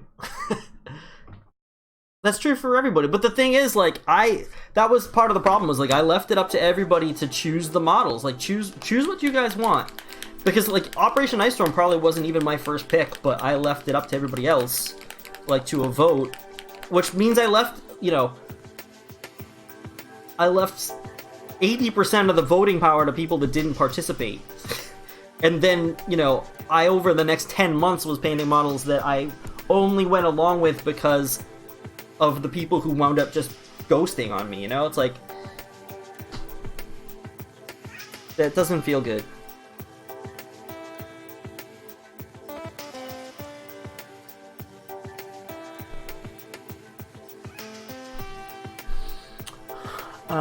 Hey, Real Diesel, what's up?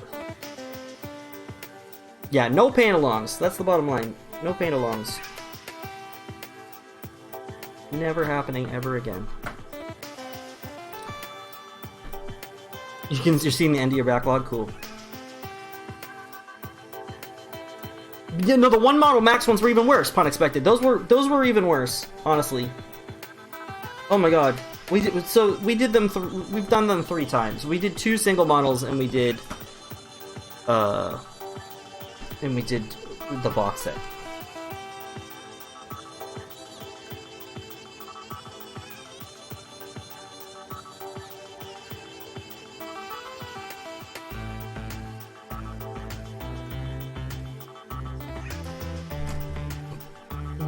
But right now, the idea of going off project and slowing down the completion of something doesn't feel good. Finish in are nice.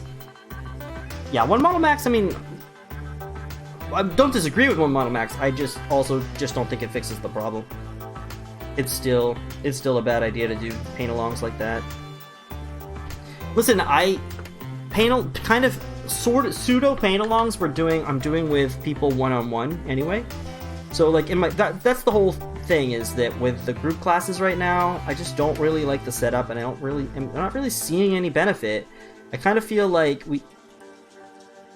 I should either do lectures, like that are like kind of classes that don't have the same sort of expectation of, I'm not going to critique your work, I'm not going to be able to give you one-on-one time like I would love to, but that's not what that is. Or we do one-on-one classes, which I offer.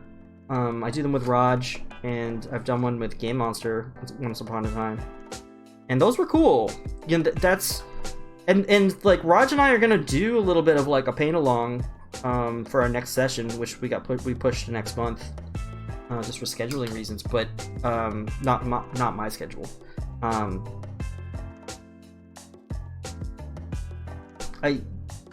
mean, that's a little different. One-on-one, it's perfectly fine. Because it's like, you and I will negotiate, what we're gonna do. What model are we gonna paint? What do we want to do? Again, we're not forfeiting all the voting power to people that won't show up. So the chance that we're both gonna, only one person will probably be pissed off that they're painting a model that they probably didn't want to paint. As someone who would be the customer in that situation, that doesn't even sound that fun. Classes sound fun, but not that. Oh, like a lecture? Yeah, I kind of agree, but there's not a lot different. Well, so when I say lecture, I basically mean like the type of classes you get at like conventions. Those are essentially lectures. Your tips of the day have been very helpful. Thanks. No way, I'll have to assemble my ASAP then. I got some Galerpox in a box. Nice, you still have those? Some Patreons are just, I'll put your name up during the stream for rewards. Yeah, and actually, there's nothing wrong with that. We're actually going to be doing that really soon. So I think today's the last day to get in on that. We're going to do like a patron appreciation day. We're literally just going to go through everybody's names and thank them, and if they're around, talk to them and whatever. We're going to do that kind of stream at some point.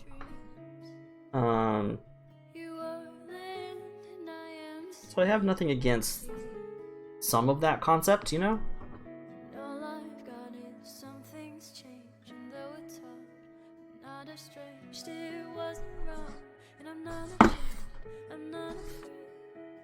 And that's all it really should be. Listen, the problem that I think is an issue with Patreon is that people are looking at it as a sales tool. Like people think that they're buying something. And you are. I mean, you're kind of always buying something when you're spending money. But what I'm saying is the intent of Patreon is not to be a tit for tat like Kickstarter. Even Kickstarter wasn't really intended to be that in the beginning. It's supposed to be like, hey, you want to support this person, but they're also going to do something for you for the level of support that you give. It wasn't always intended to be like, I'm going to sell videos. Like, now people just think that the only thing that you should be doing for mini painting on Patreon is selling videos, like doing gated content. And as soon as I told people like I was on Patreon, I'm like, oh, you're going to be doing videos? Like, no, that's not the only reason to use Patreon. Like,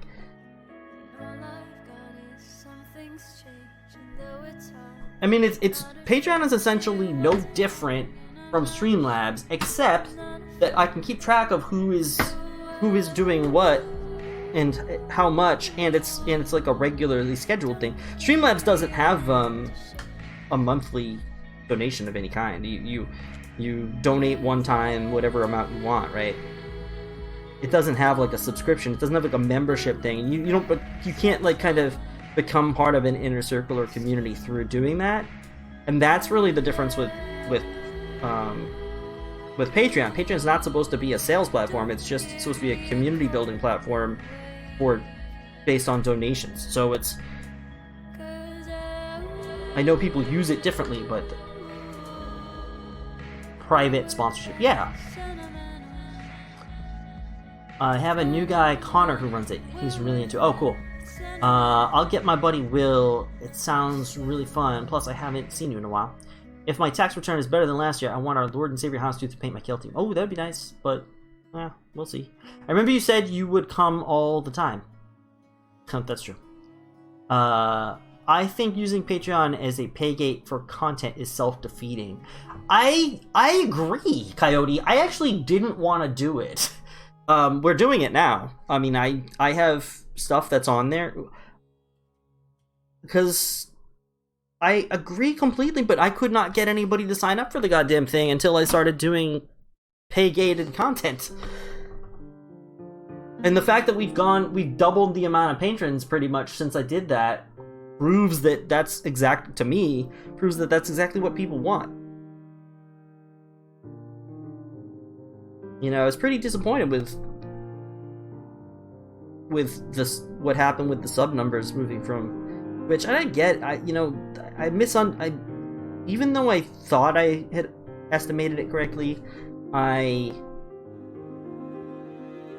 miscalculated how much people just stick to one platform and will not change platforms. Even though it was the exact same thing. It was like, hey, you're already donating $5 a month through Twitch. Just click a different button and donate $5 the same exact way, and I will even offer you more, but people wouldn't do it. Initially we got 3 people to do it out of almost 40 people.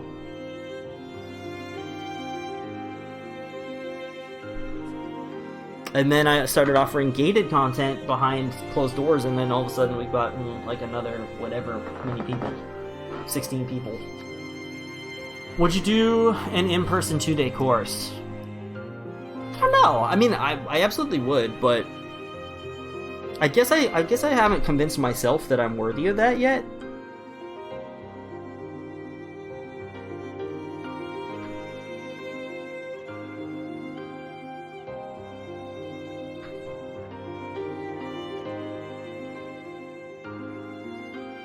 I mean, I suppose so. Somebody was telling me about they signed up for a 2-day course.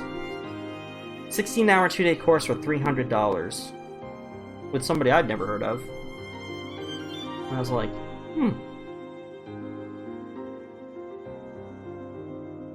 like, that's interesting.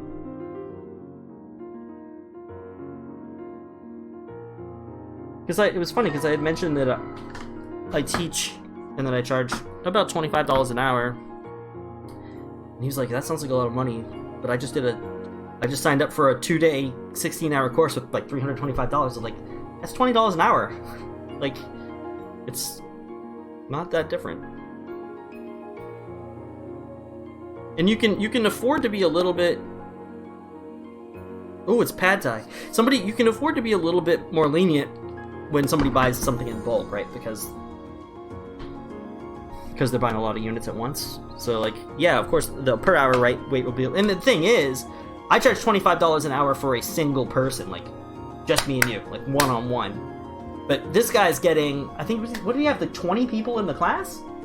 Oh, 16. 16 people in a class at $325 each for 16 hours. That means he's getting $325 an hour, right? Wait, did I do that right? Yeah, because 16 people in 16 hours. Oop, hold on, be right back. I'll be right down.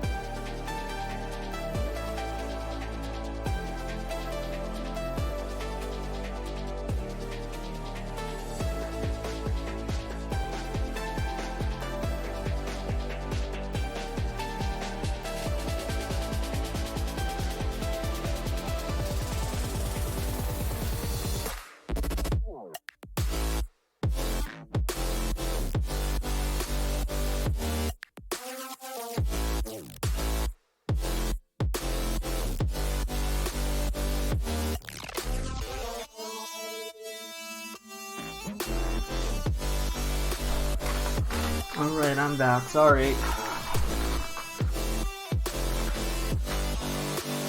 Yeah, $350 for a 2-day with Banshee, but that's also Banshee. Right? That's Banshee. I'm no Banshee. I can see the value, but it's not something I would pay for. Yeah. But a lot of people do. A lot of people do. They happen all the time. By the way, WTF is JK gonna do with all these knights? Yeah, he's gonna play Apocalypse.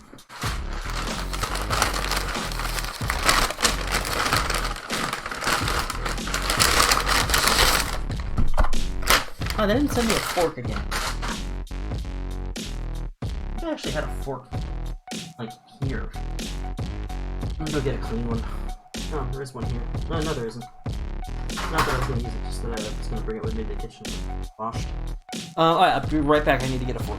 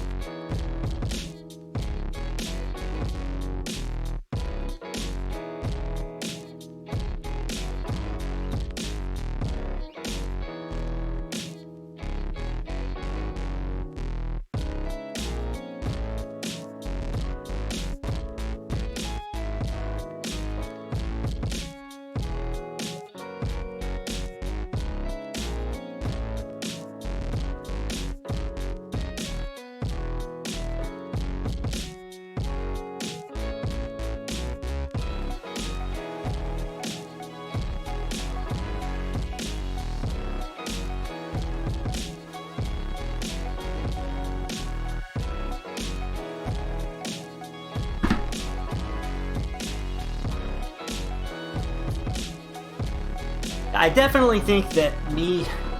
Gotta bounce, okay, take care, Cody. I think that me doing a 2-day course it's way premature. That's my own personal thought on it, but I'm getting everything in place to do a... what's it called? To do a couple of classes at a local con in February. You know, and if any of my local stores wanted me to teach classes, I would. I haven't offered yet at the Boulder Hole. I know they had somebody to run an airbrush class there recently.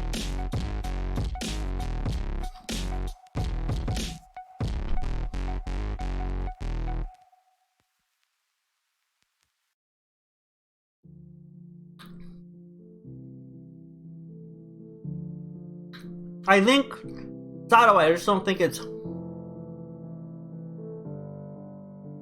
I honestly think that's pipe dreams. Like, it's not a bad idea, but it's the same sort of seems like a good idea thing as doing a group paint along. That also seems like a really good idea, but that's been a proven failure time and again. I feel like trying to set this up, I just don't have the cred to pull it. I don't have the name. Neither as Houndstooth nor as Steve Vu. Like, nobody knows who I am.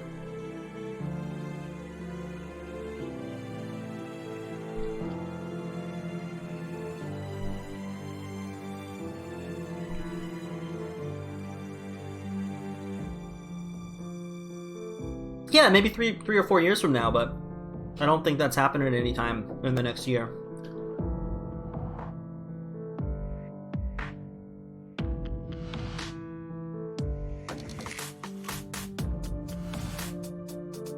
I am not going to eat this whole thing. I'm going to eat a little bit so that I am satiated, and then I will continue.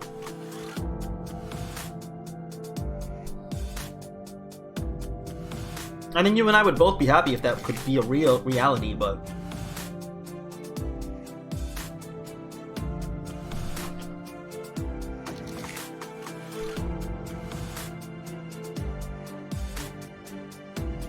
I need to be honest with myself about what's real and what's not real.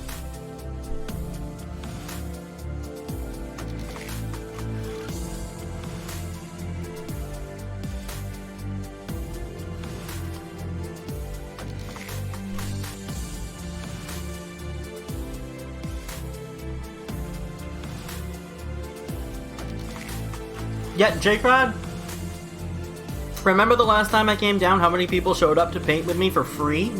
Remember what number that was? I do. 0! 0 people came! Now, that also reminds me that I don't think free events work for that reason, though, because it kind of happens sometimes with just game stores in general. When an event is free, I mean, think about how many people you have showing up for things like a Magic draft or something. Because they know they're going to pay, or if they've paid in advance and got a ticket, like they're already paid, so they have to show up. But if you run a free event, it's just so easy on the morning to be like, oh, I went out late last night, I'm hungover, I'm not going. Like there's a million things that can get in the way where you're like, well, I have no skin in the game. So I'm kind of like, I just kind of feel like free events are just not the way to do it anymore, because just no one's gonna come.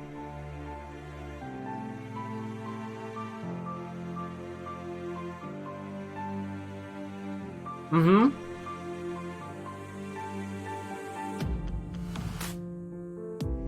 Yeah. If I could feel ready and comfortable. I think the idea of preparing the course doesn't bother me. I could do that, no problem. Prepare a 2-day course, prepare information, prepare like tools and visual aids and everything to get that done and be able to help people and do it. I could do that. I think for me, I think the problem is that I just can't get anybody to show up. I like literally, I think nobody would show up. Maybe one person. And would it be worth it to even set that up and put the effort into it for one person?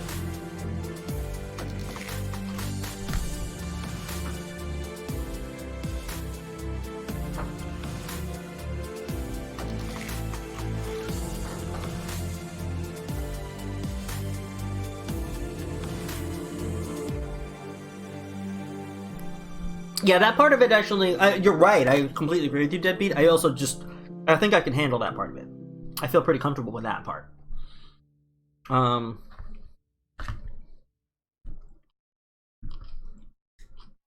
teaching part of it doesn't scare me at all.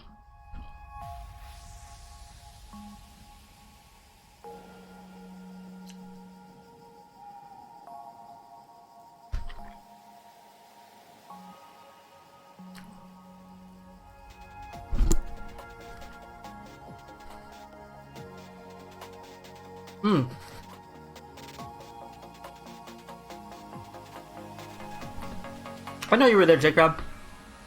And thanks for having me over. Well, that's also one of the reasons why I'm hesitant to come down again right away. I think I want to space them out a little longer. There's not enough benefit to you for me to come down to the store.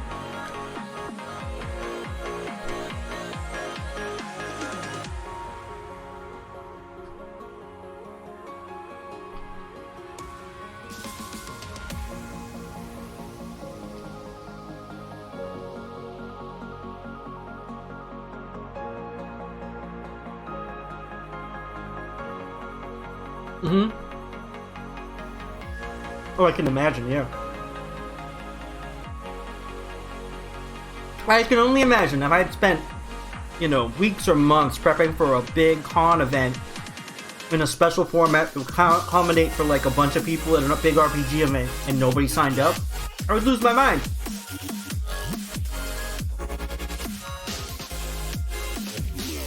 Yep. Oh yeah, exactly. And not only would you waste a lot of effort, but if you had known from the beginning that it was only going to be 1 or 2 people, you would have picked something different. You would have done a different, game, right? Like, I can imagine if you design a game for, 12 people, and then by the 3rd session you've got 1 person, now you have to, redesign your game for 1 person, right? You have to, scale everything. And that isn't always easy, actually. And sometimes, I'm not a big D&D player, but I imagine you really have to do some extra work. It wouldn't just be like, oh, I'm just going to reduce the number of, these enemies. You really have to change some stuff around.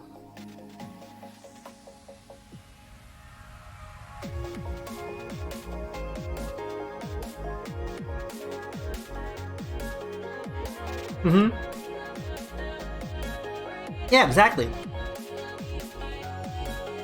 You know what I really like? Have you guys ever experienced Games on Demand? They're a really cool little organization.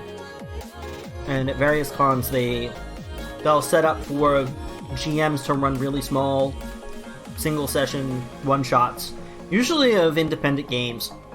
For people that just want to play an RPG, hey, you got 4 hours and you're at Gen Con and you've got nothing to do. go over to the Games on Demand table. I've done this and play a crazy little RPG with somebody. You know, it's really awesome. Usually playing with the game designers themselves sometimes.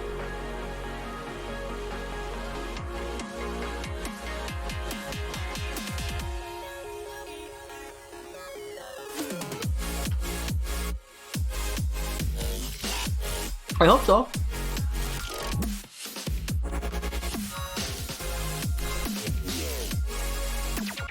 Oh man, did any of you guys get the new White Dwarf yet? If you guys read White Dwarf, it's got a cool thing in there for like a Warcry single day narrative campaign. It's weird because you use your campaign warbands, so like you use your warbands that have territories and upgrades and destiny levels and all of that. And you play 600 point lists and you play 3 rounds, so it's something you're meant to finish in like 3 or 4 hours.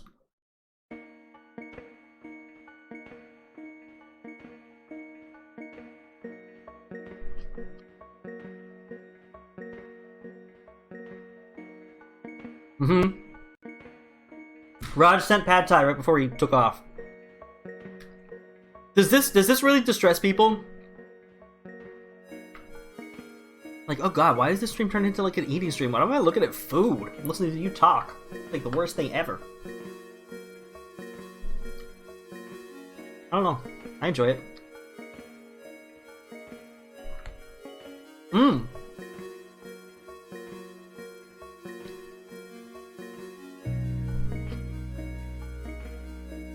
It's pretty legit. It's pretty good, Ingress.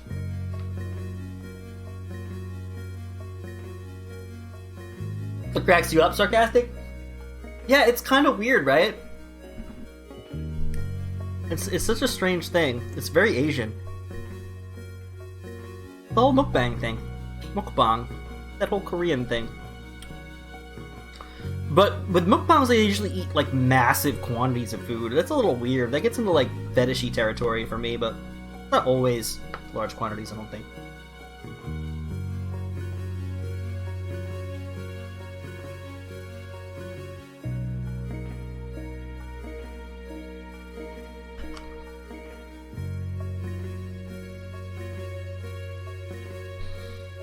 I almost added a new platform to stream on today, but things didn't work out with my account, and I couldn't get in touch with like help or customer service. I was like, screw this. There's a new streaming service, and I counted it earlier in the day. They had 27 people streaming. No lime. Well, there's lime here. I haven't squeezed it over yet. You're right. I probably should.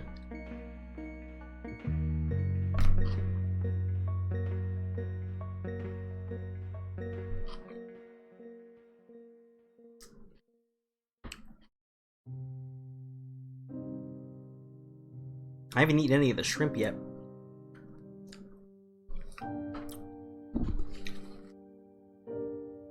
It's at Loots. So Loots already existed as a platform for stream monetization. Basically, it was a way for streamers to show ads in their stream and get paid. I had some friends that tried it in their stream. It was a little weird. I felt a little strange about it. But it was a way that people could support your stream without paying any money. So, like, if you, instead of tipping somebody with cash, you would send a message on Loots, but it would also include an ad. Like, I think you'd have to watch an ad to send the message, and then an ad would show up on the screen with your message, with your text.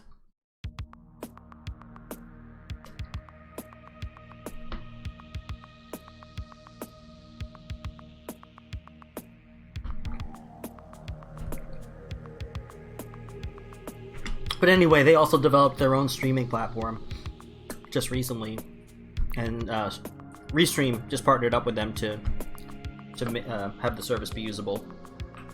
It's a slippery one.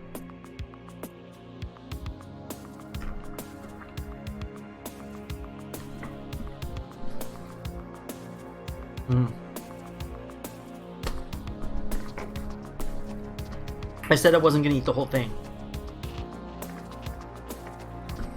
Please tell me I didn't lie.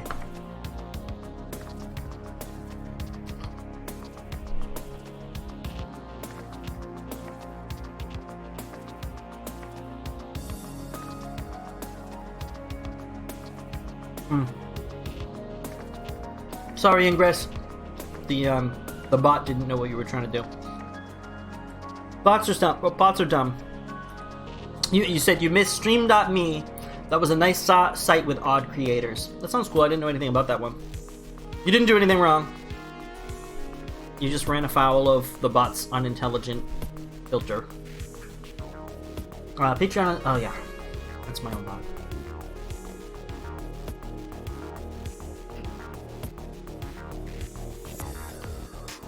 All right, I'm getting full.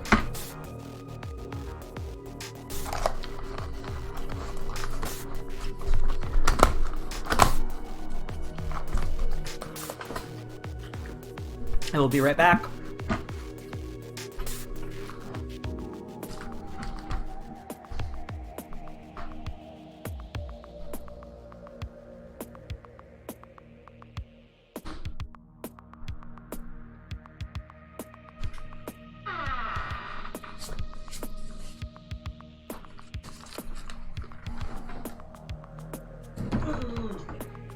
I should have gotten more water.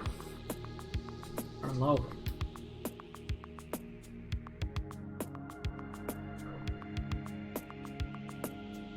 That was fun. Alright.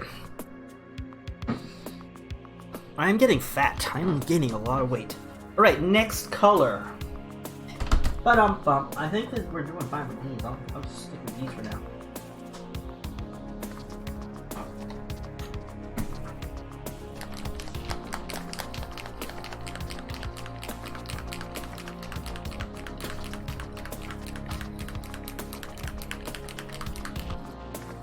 I'll have to check later to see if anybody...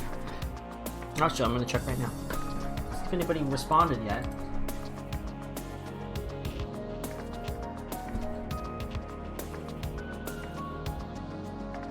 Doesn't look like it.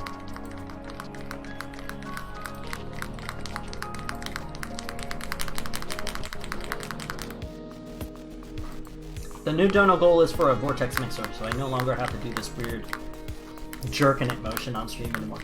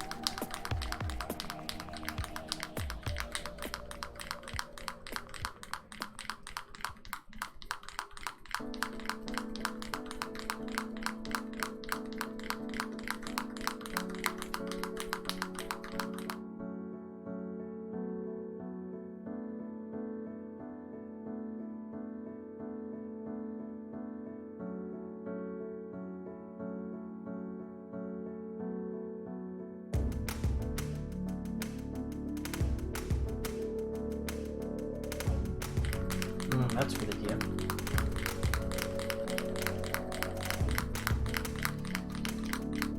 Oh boy.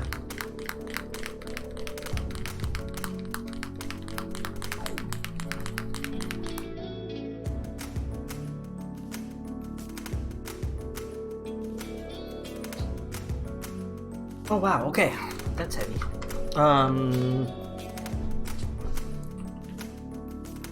Yeah.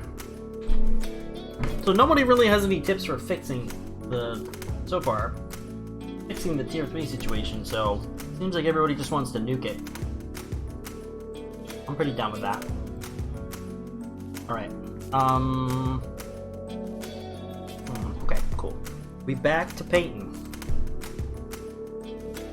I'm gonna have to try and get this model in metal off Amazon or something.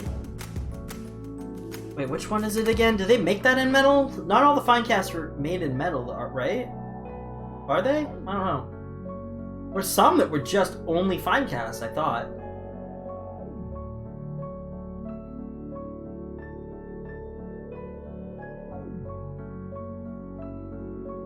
I know that feeling. Once you get to a certain point, you just can't even be confident. You're just like, this thing is just gonna die again, isn't it?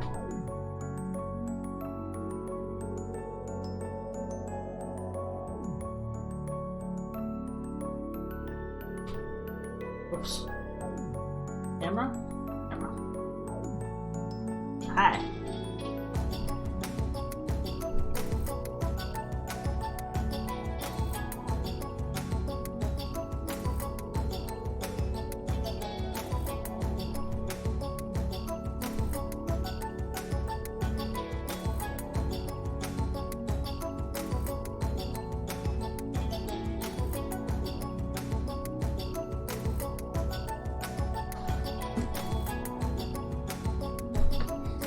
So why green? Well, one, it's simply because that's, you know, I'm following the client's instructions to basically stay to the codex, but why did they use green? And the simple answer is because it's the complement of red, and red is the dominant color for most of these models, so that's why they chose the complement. One of a, not that it's the true complement, but a mostly complementary color as the accent color.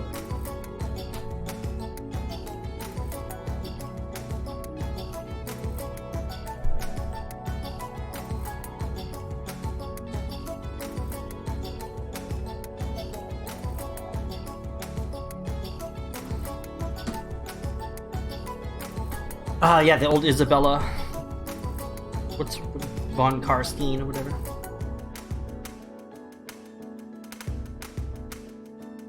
Yeah, I think a lot of the models of that same age were fine cast only. I could be wrong, I mean, I'm no expert.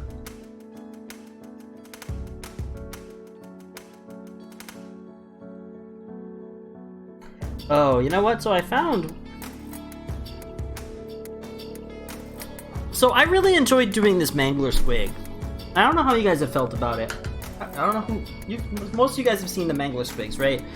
So the thing with the Mangler Squig was that the Mangler Squig is a GW model that came out that I have no reason to own personally, because I just don't need it, because I don't play those games and I don't play those factions, right? So I don't have any need for a Mangler Squig or certain other models, but it's a really cool model and I really would just love to paint it, right? So the Mangler Squig, I decided what we'd try to do is see if people wanted to see me paint it and wanted to maybe own it. And I set up a donation goal that covered the cost of the mini and more. It actually covered a good amount of the time that I spent on it, not all of it, but. And then it gets given away. I'm thinking about doing that again, and I'm thinking about doing it again for another model that I am really excited about as well. And that's that Salamanders model they showed off today. I'm not a big Space Marines guy, but I like Salamanders, and I especially like some of the aesthetics around Salamanders as a very specific chapter, you know, like the flames and the lizard skins and all that stuff. Dragon skin type stuff. I think they're really cool looking. So much like I really just like the look of Mangler Squigs, I wouldn't mind painting it. I'd actually really enjoy that. I kind of want to. So I might try to do the same thing. I don't know how much those are going to cost. Probably $50, but I might set a dono goal for that a little bit in the future.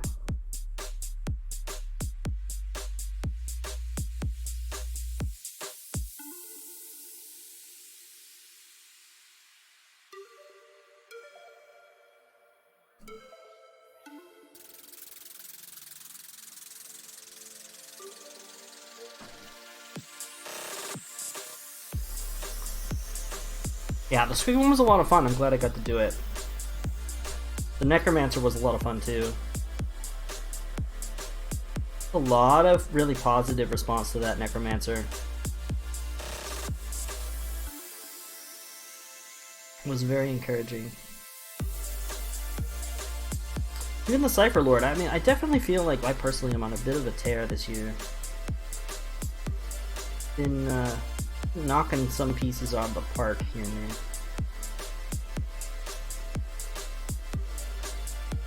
Including, but not limited to, The green and clean one, the Abaddon, and the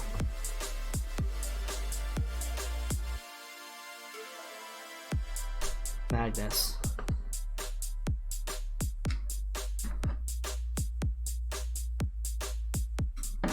Hold on a minute, guys. I gotta head to the bathroom. I will be right back.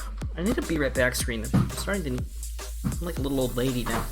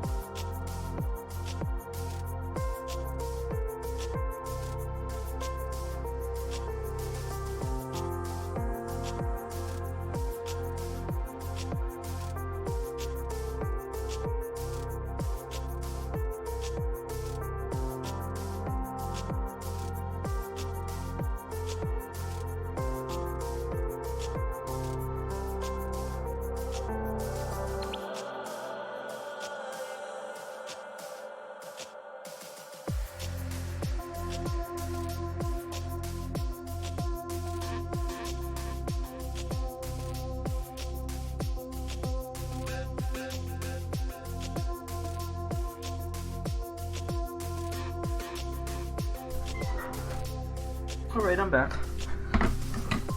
Sitting on my headphones. You know what's funny is every time somebody sends me a package and doesn't send me the tracking number, my post office loses the goddamn package. I mean, they don't lose it, they just misplace it somewhere in the post office.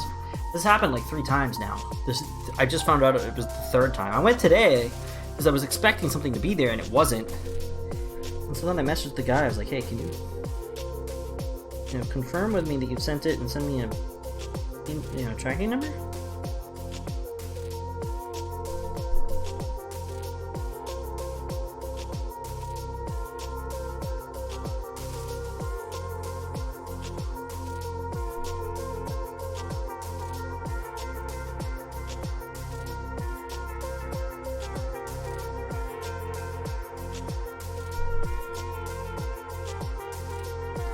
He just sent me a tracking number and was like, it says they delivered it yesterday.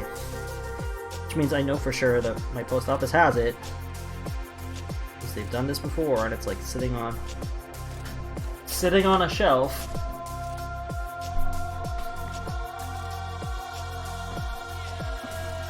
Mark, hey, welcome back.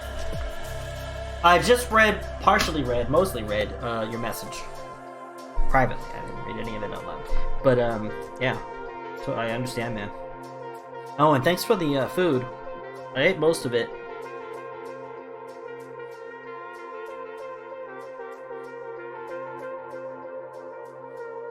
The pad thai is pretty damn good.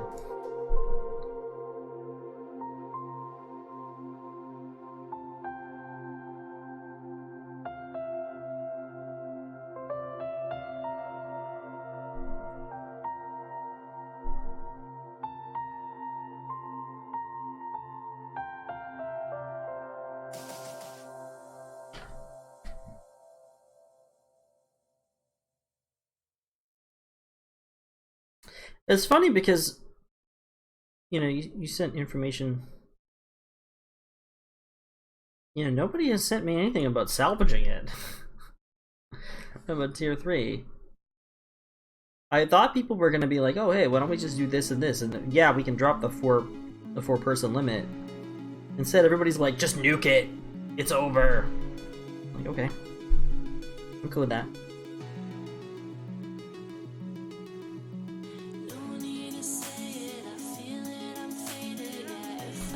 Yeah, I mean, the problem with the one issue with the Patreon though is that everybody's suggestions are things that are like a full-time job. Like, hey, can you put like tons of pictures into the daily tips of the day? No, I can't, because they can't be tips of the day if they're full photo. Can't do it.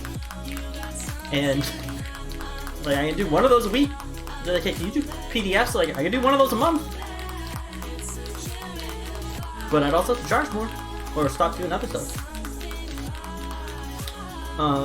Music is a very Blade Runner vibe tonight. Yeah, it's totally random. Black Skull, I just use this service that has free-to-play music. The arm fell off. Oh, no! I'm so sorry, man. I've been there. How you doing, Black Skull? Black Skull, do you have anything you want to share? Like Instagram or... I always like seeing your work. Now, there's a funny thing about that Necromancer. Because you sat with me for hours and hours while I seemingly did nothing on all of those Blades of the Thorns of the Briar Queen Warhammer Underworlds models when we were at Adepticon, and kind of the next step in the progression of what I did with those models was that Necromancer. It's the same sort of mostly environmental effects or lighting, and not painting every material in different colors. Like, just emphasize the shape and be done, but show some style in doing it. Like, so, and that's what this model was all about. Canopy, hey, how you doing? PDF seem a pain in the butt. They probably, once you get through a lot of the initial formatting, it's probably not terrible. It's the photography work takes a lot of time. Photos take a lot more time than people realize. Just even taking them, because like you'll take them, because the thing is, you have to, especially with step-by-steps, you have to make sure that your photos are good before you move on. Because if you take the photos and then you realize that your photos were like fuzzy, you can't go back and fix it because you can try to fix the image, but you can't take another picture because you've already moved on. Fuzzing with my Malifaux minis. 10 Thunders. Itsy bitsy plastic frustration. Yeah. How many lights do you have? 2. 2. 1 on this side, 1 on that side.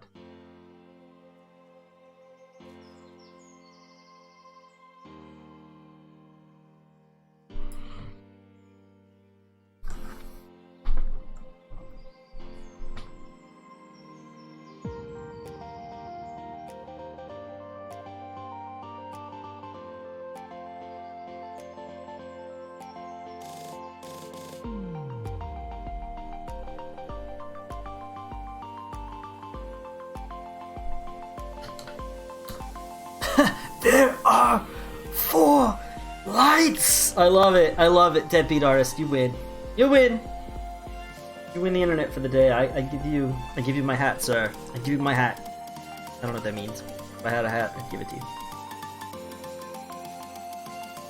It means kudos, sir. Kudos. There are 4 lights!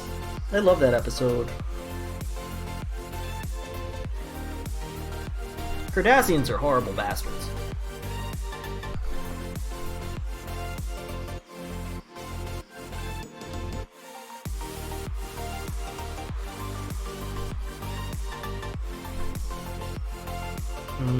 Put that over there.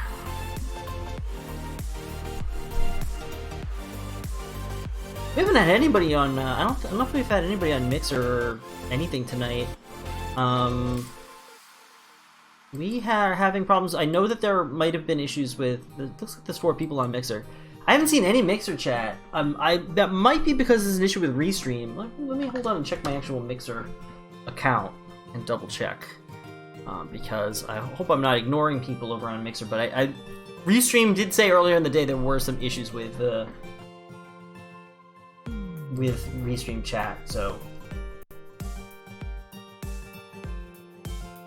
Canopy, thank you so much for the follow. Oh man, not only you're doing them, you're doing it in comic style. That's pretty cool. I don't know if that's easier or harder. I just don't see any actual Mixer chat on Mixer. Okay. I don't think I'm missing anything. I think just nobody's chatted, which is totally fine. I'm glad this. It says the 6 viewers, although I'm probably one of them. Hey, people on Mixer, what's up? I love you.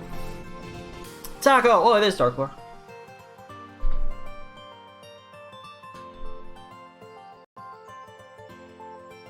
Darklore being all sneaky these days. What's up, bro? That's cool, man. I understand.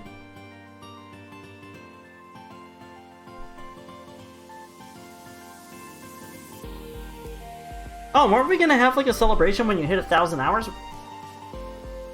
Hey, Chris Van X!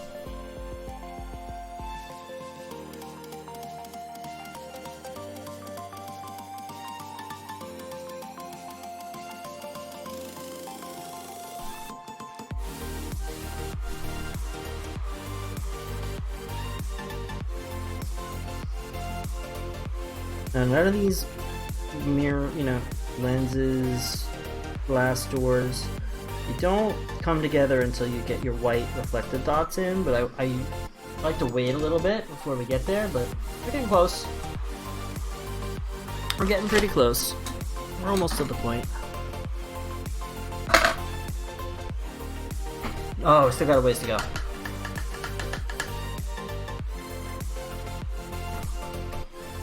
What should we do special for Darklore when he hits 1,000 hours? What's appropriate? What is an appropriate response?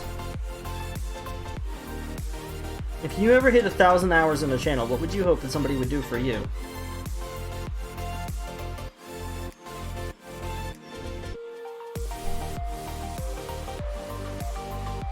Well, yeah, it's that too. Well, throw your party and then I'll order the restraining order.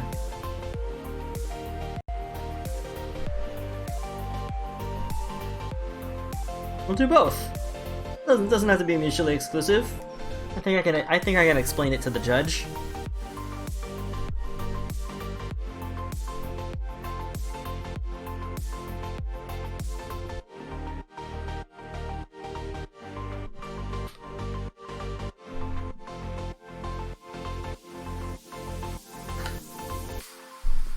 Acolyte of the Black Lodge.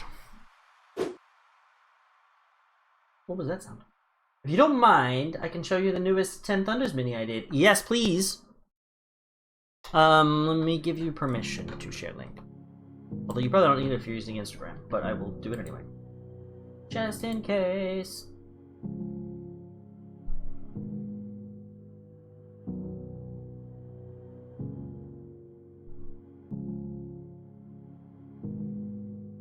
Oh, I like that. I gotta do that on all the other ones now, too. So, I don't know, I might have told some of you guys, but not all of you guys. I was in discussions with a local con to teach some classes, and initially I talked to them, and then they came back and were like, hey, why don't we do these 2 classes? Let's do a beginner's class and an advanced class. And then I came back to them, was like, we can't do the advanced class the way you have it set up because it's too many things to do all at once. So they came back to me and were like, how about we do this? And they decided to pitch the class that I pitched them, which was my stippling class, which is awesome because I believe in it firmly. Because the thing with developing that stippling class is I feel like that's a class I could take and teach elsewhere where people don't have a stippling class. Because have you guys ever heard of... I've never seen a stippling class on anybody's list. Stippling is like a lost art. And a lot of people are getting really good at it, and there's a lot of artists that are doing great work with it, yet nobody's teaching it.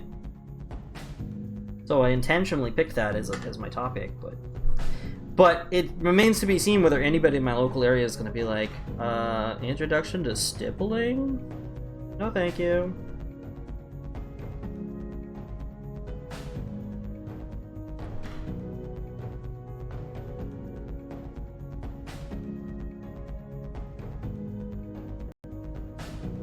Exactly. That's my point.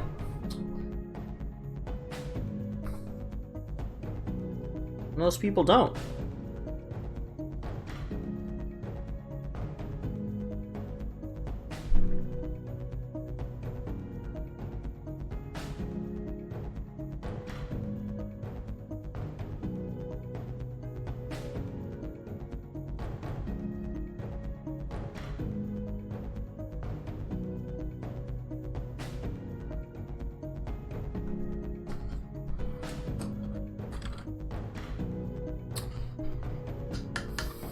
Oh, there's Black Skull's Instagram link.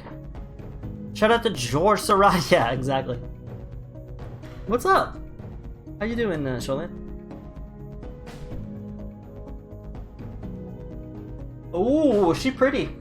Let's show her off.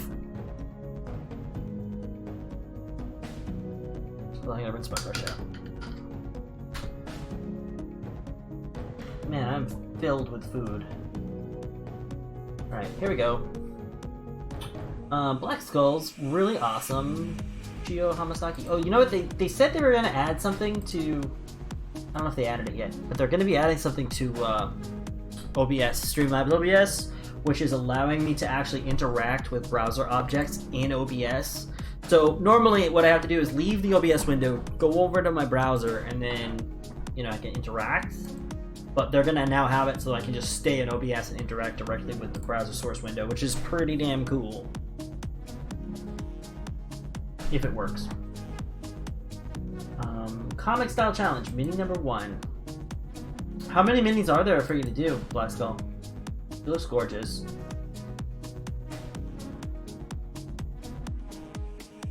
Eyebrow might be a little bit weird.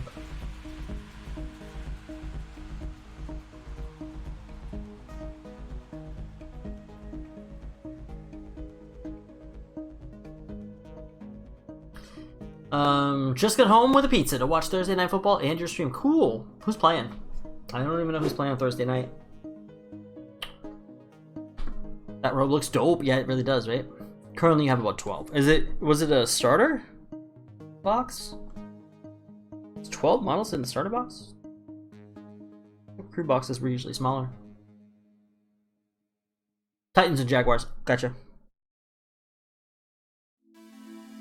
Tennessee, Jacksonville.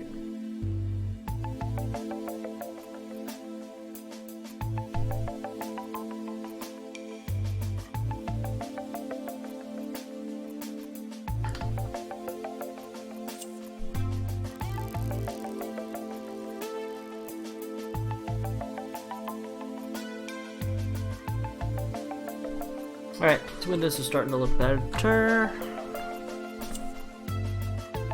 Still more to do to make them right.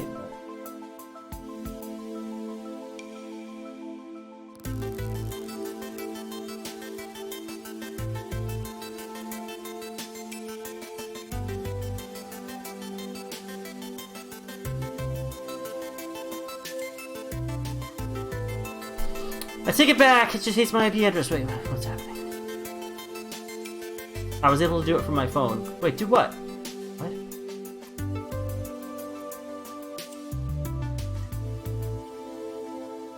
What are we talking about? The kimonos at this size are very challenging from a design point of view. Yeah, I can imagine. Oh, I'd like and follow, but Instagram still. Oh, right. They kicked you out, yeah? We're like, damn you!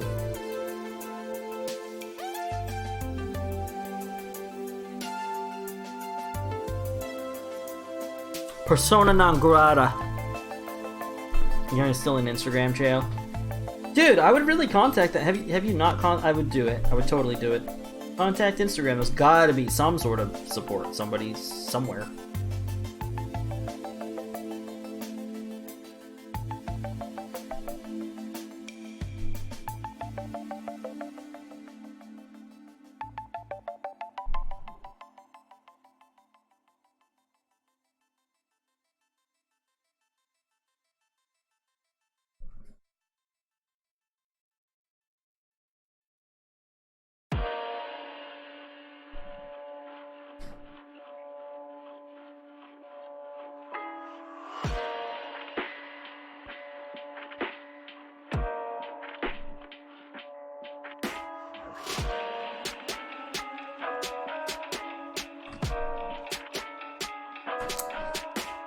Yeah, oh yeah. Well, it'll take 3 to 4 days for sure. Well done, freehand. Where? Oh yeah, on the ropes, for sure. Dude, Black Skull 1965 is where it's at.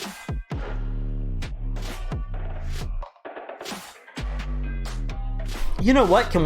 We should do this next year. I would love to do this. Can we do, like, for anybody who's gonna be at Adepticon, can we do like a Hound's Team scavenger hunt where, like, you have to try to find certain people? Like, I'll give people, like, stickers. Like, I'll meet up with Black Skull and I'll be like, here's a bunch of stickers, Black Skull, and then people can find him starting on Friday, because that gives me Thursday to get people loaded up with stickers and stuff. And then on starting Friday, you have to go find all of the people. You have to go find Game Monster, you have to find Black Skull, you have to find Pixel Cruncher, you have to find whoever. And then trade with them or whatever and get the rest of the stickers. And then you come back to me with a full sticker book, all your stickers filled in, and there's a prize. Plus you have a cool sticker book. I know it's always up though. Yeah. The Chain Nerd! Hey, what's up? Thank you for the raid. My alerts are still broken, aren't they? God damn it. Why are my alerts still broken? The funny thing is the tests keep working. I might have to get in touch with Streamlabs to reset.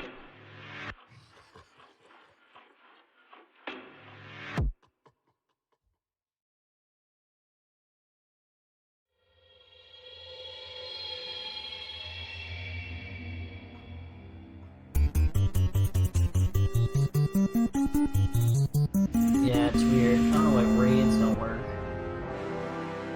Oh, what is this? We got the white box of death again. Hold on.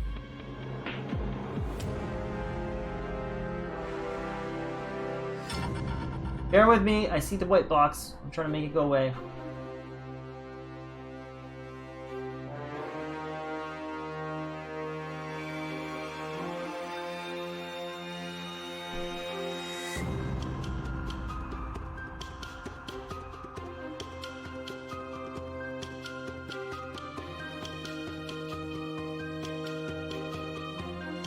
Huh. It is well and truly worked.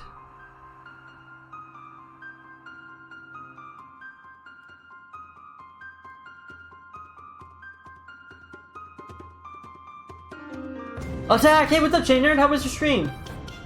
What's up? Guys, make sure you're following the Chain Nerd. The Chain Nerd does awesome chainmail stuff. Truly a miraculous predator. Alright, looks like it might be working again now. I guess I have to bring my rig again so I can be exactly! Like, you will know Black Skull by the Black Skull on his painting case. That's how I knew you. It was like, I looked over, it's like, He has this awesome painting case box thing, this nice wooden box, and it says it's a black skull, it's literally a black skull, and then it just says 1965 on it. Like, I wonder who that is. Could this be?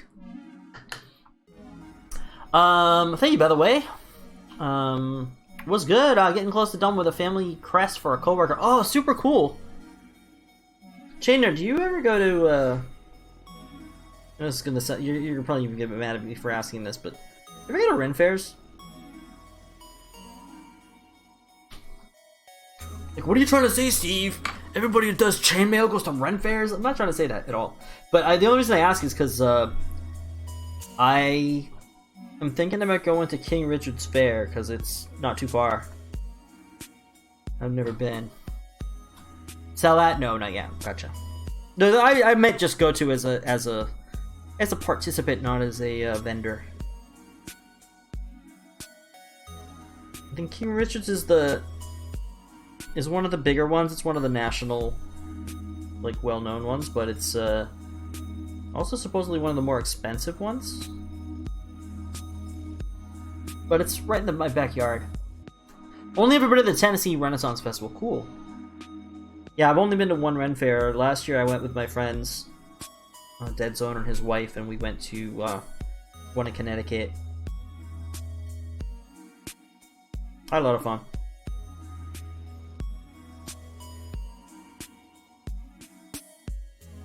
I thought it'd be fun to go to at least one more.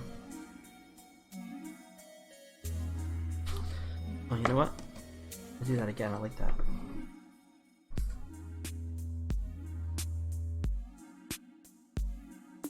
Yeah, I like that. Yeah, let's continue that.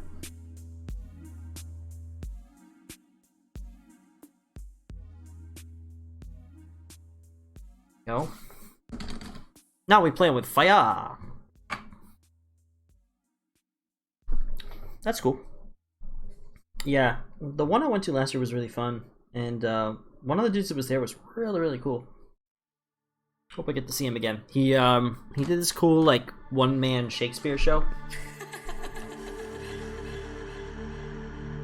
It was really fun. It was all based on, like, audience participation and just being goofy and having a good time.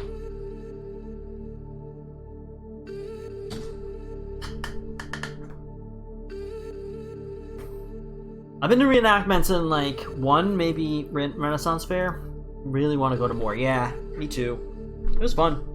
I ate my first turkey leg.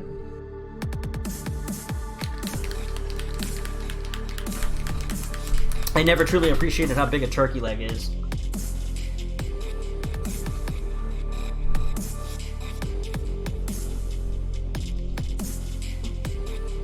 There's so many flies about the food area, though.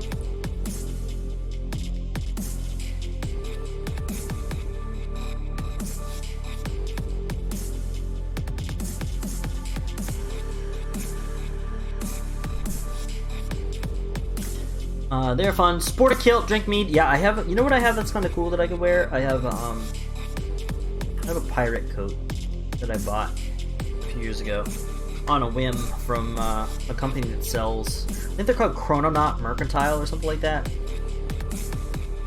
They do like piratey and steampunk and like various type of gear like that. So I bought this, like, really nice. It was really expensive. I've never bought. It's the most expensive piece of clothing I ever bought, but it was really cool. I rarely wear it, but it's not the kind of thing you really wear all the time. I used to wear it around New York City in the winter, but New York City is a very fashion-forward place. You can wear crazy things in New York City, and nobody bats an eye. I wore a pirate coat. I wore it with a hoodie, and everyone was just like, "Ooh, fashion-forward." He's like, I'm just a nerd. I'm just a huge nerd. Don't mind me.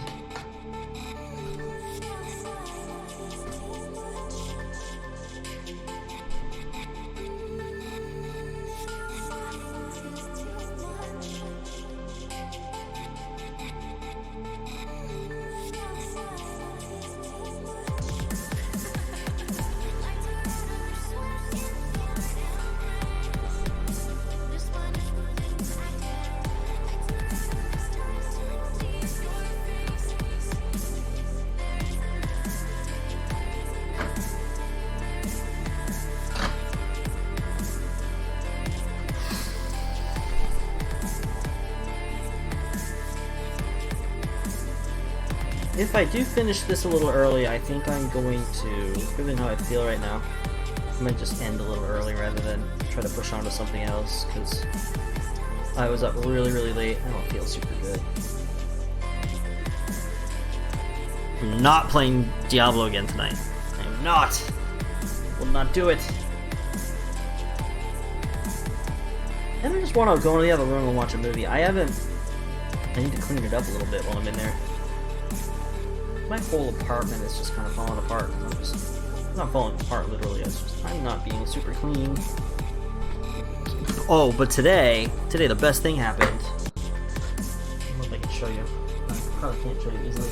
We had a donation goal. Oh, maybe I can show you. We had a donation goal and I bought this shelf. And I just started putting all the paints and stuff in it. So now all the paints that used to be behind me on the floor I used to turn over and knock over the can, try to pick up my paints are all right here in bins and then in these racks and in these boxes. So much better than before.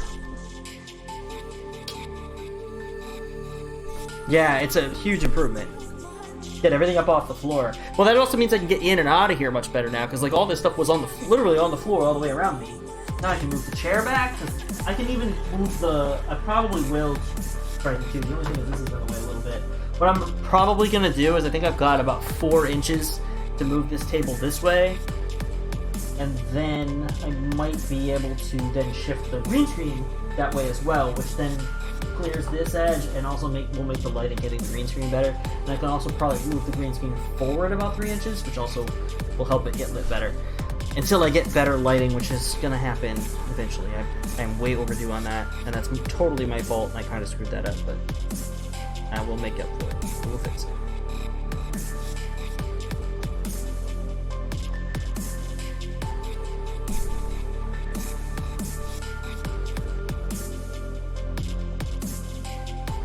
Alright, those look good. I think we're ready for white. White, and a little misty gray. Always not just pure white, but we are going to use a little pure white.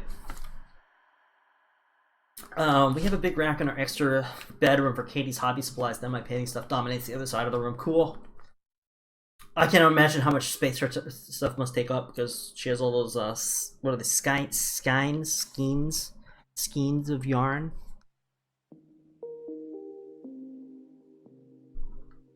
Maybe it doesn't take up that much space at all, I'm not really sure. Okay, I'm gonna go to work and bang my head against a different wall. Good night, Deadbeat Artist. Thanks so much for hanging out. I really appreciate it. I'm sorry you had so much trouble with that horrible Finecast model. Can we just all agree that we're never gonna buy Finecast? My issues are the things behind me and to my left. To my right, it's open enough to not worry about it. It warrants some faster paced work. Yeah, I hear you. A lot, yeah. I can imagine. I can only imagine because I don't really know. Man, that piece she's been working on though is so cool. I don't know if I ever commented on her Instagram post.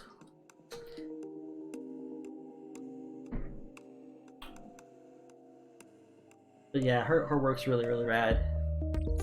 I can't wait to see it done with that whole tie-off thing she's gonna do. I can't even imagine what it's gonna be, but she was like, it's gonna take almost the same amount of time. Like, what?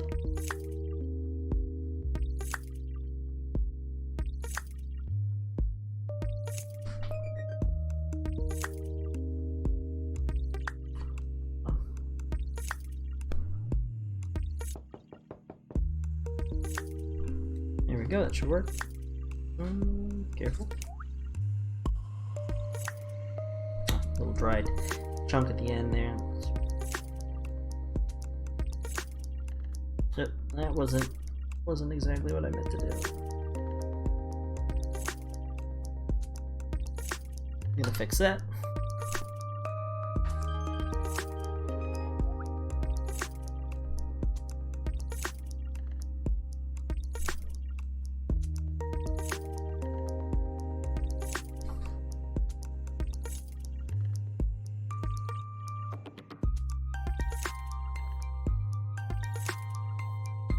A little better.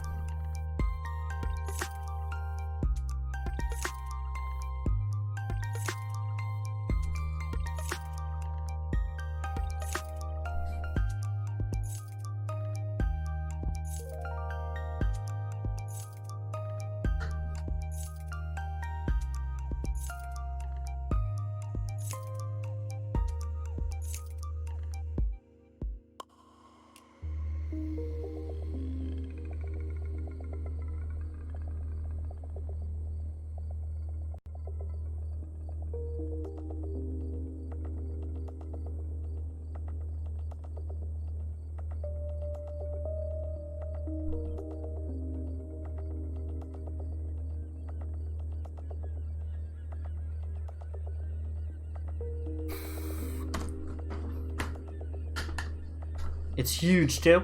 Yeah, I saw it. The picture I saw on Instagram, she had it all laid out on the ground, like alongside her, like Kate for scale.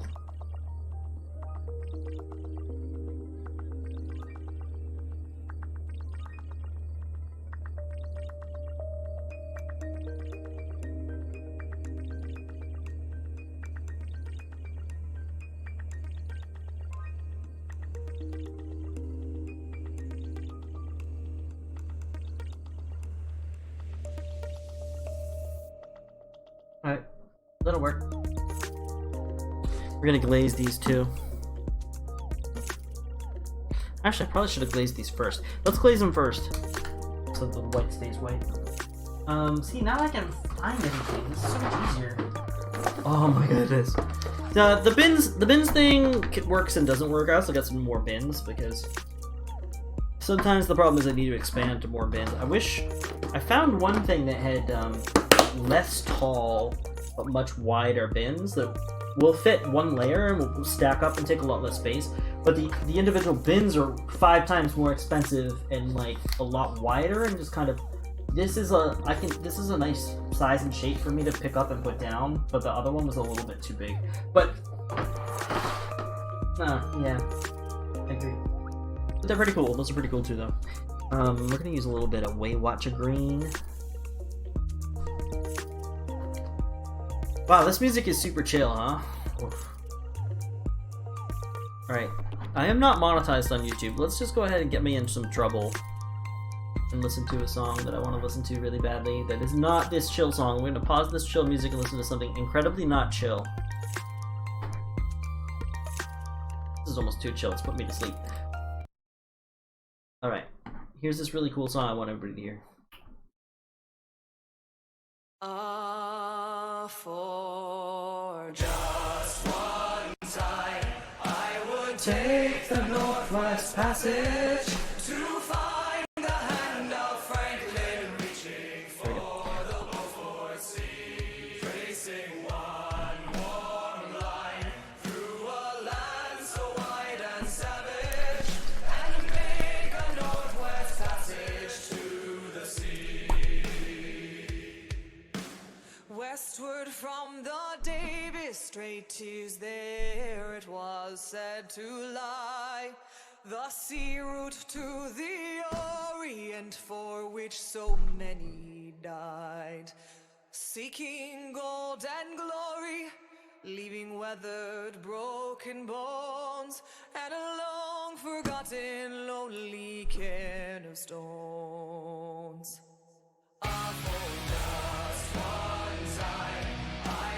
Take the Northwest Passage to find the hand of Franklin, reaching for the Beaufort Sea. Tracing one warm line through a land so wide and savage, and make a Northwest Passage to the sea.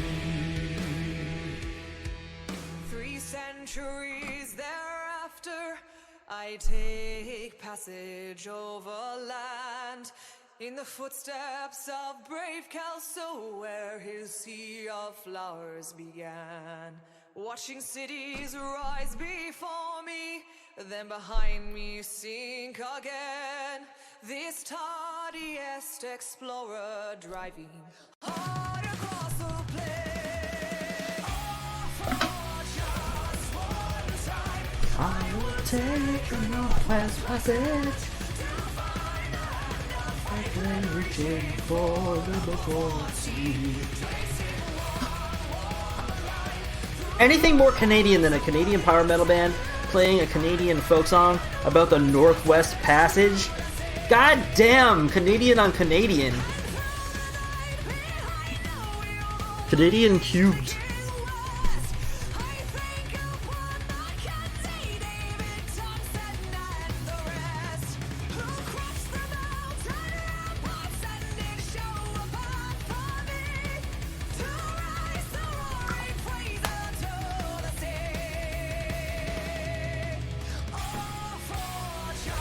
One time, take the Northwest Passage. Franklin reaching for the before sea.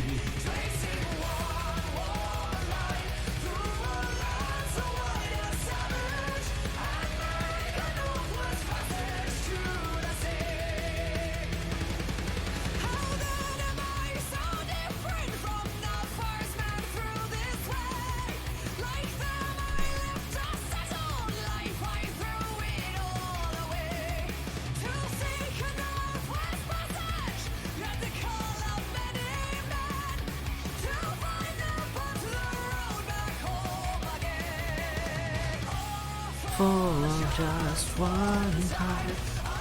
Alright, take care, Raj.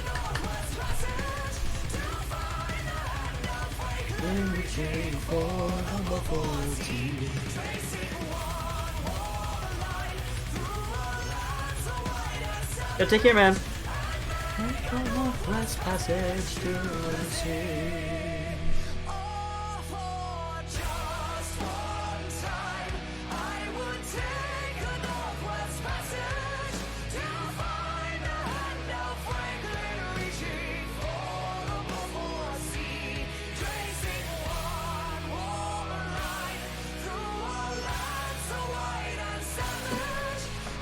Northwest Passage to the sea.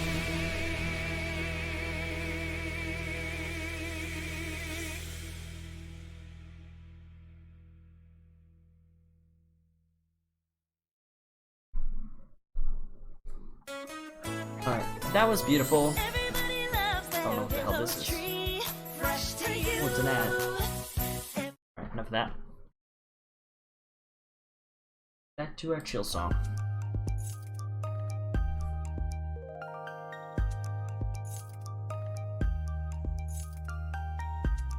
Just one time, I would take the Northwest Passage to find the hand of Franklin reaching for the Beaufort Sea.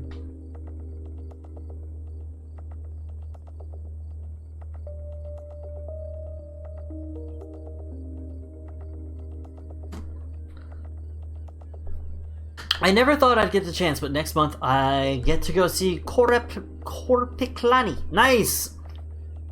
I'm off as well. I take care, Unexpected. Have a good night. Thank you so much for hanging out, man.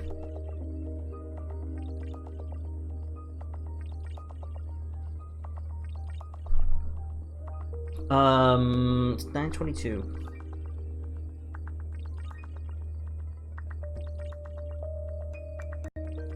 Yeah, we're gonna end a little bit early. We're gonna be done probably here in about, I think in about 15 minutes.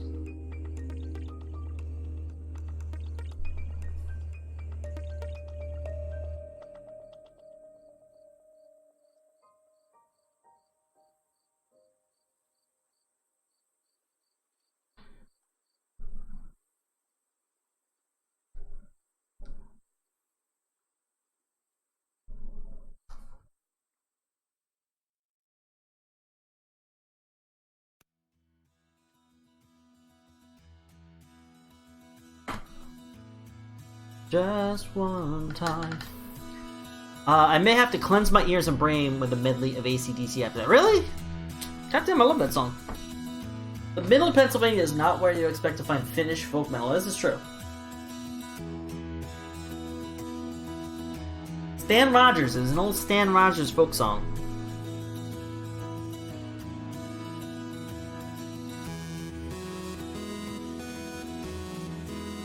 Black Skull doesn't approve.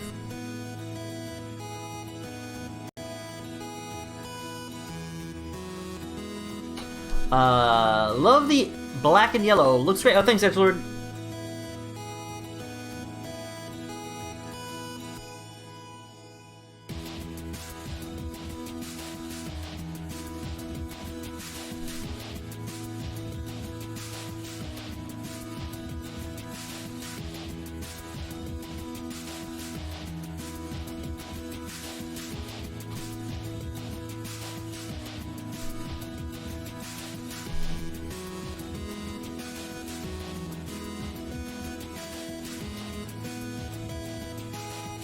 That works.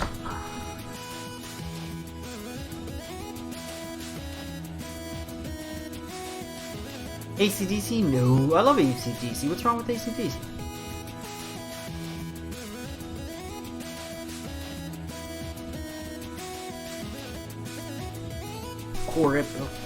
I can't even say it. I can't say it. Korokani. Fuck that shit. Plays on the radio 5 times a day at my work. Oh, I understand. I still love it, but I get it. Nothing's worse than stuff that gets overplayed.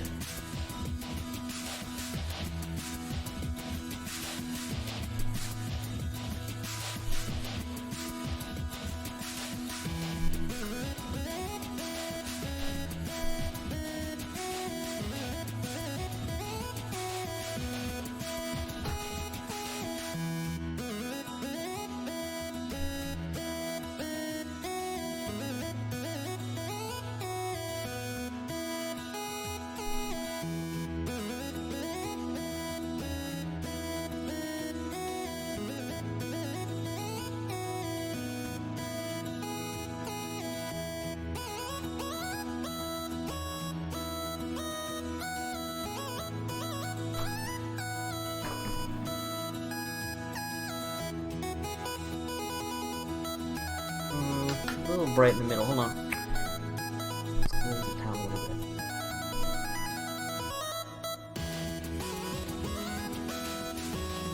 Better.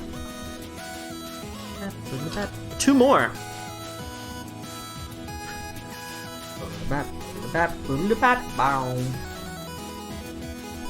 Is it always the same songs?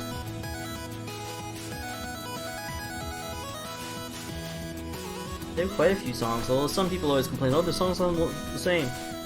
Kind of. Some of them. There's some great original ones too, though, that don't sound like some of their other ones, like For Those About to Rock, If You Want Blood.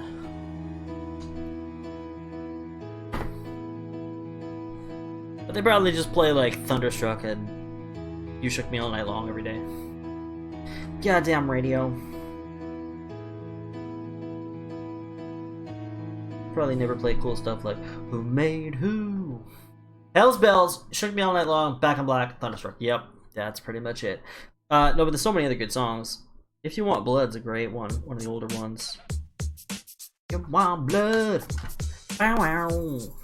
You got it. Wow, wow. If you want blood, you got it. Blood on the rocks, blood on the streets, blood in the gutter, every last drop. You want blood. It's a good one. I started watching this French horror show on Netflix, but I need to pay more attention, so I haven't really been watching it too much because I have to like watch it rapidly.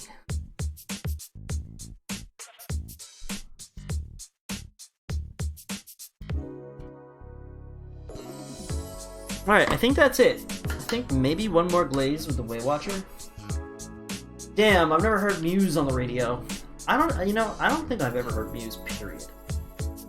Radio station I used to listen to would play this one Muse song like 20 times a day.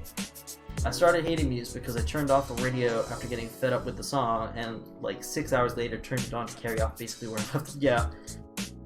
Overplaying any song like a radio station does really makes people hate it. Yep.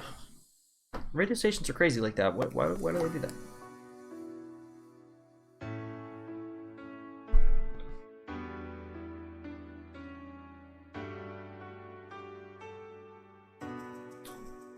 Alright, one last coat of this stuff, and then I'm gonna take a break. And I feel like taking a nap, but you can't take a nap at 9:30, you're just gonna be asleep. Well, that's not entirely true, but it's pretty close to true.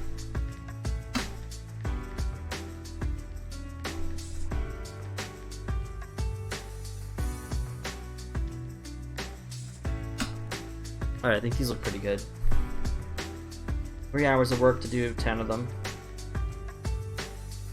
10 lenses. And big lenses. They look better in person. I can tell I'm looking at the screen. I'm like, oh, it's all shiny because it's not dry, but...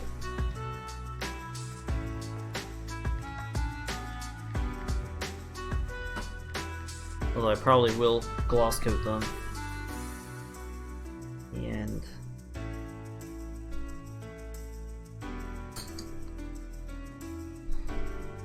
I need to get more work done tonight. I think I'm going to do some model assembly.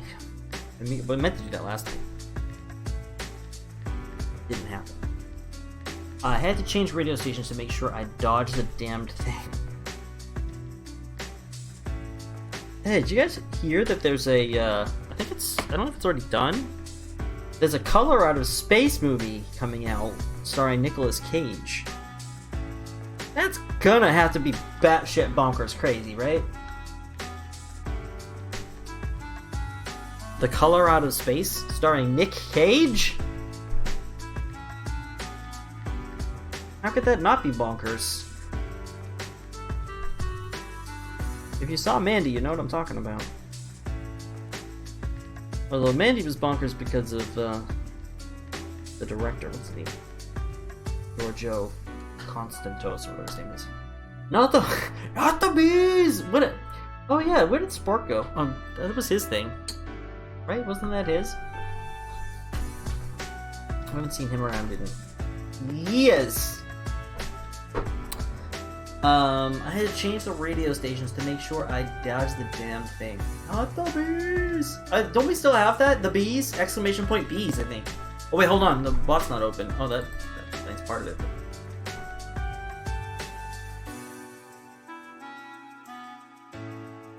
Oh, I got something broken here. We have exclamation point bees. Yeah, there it is.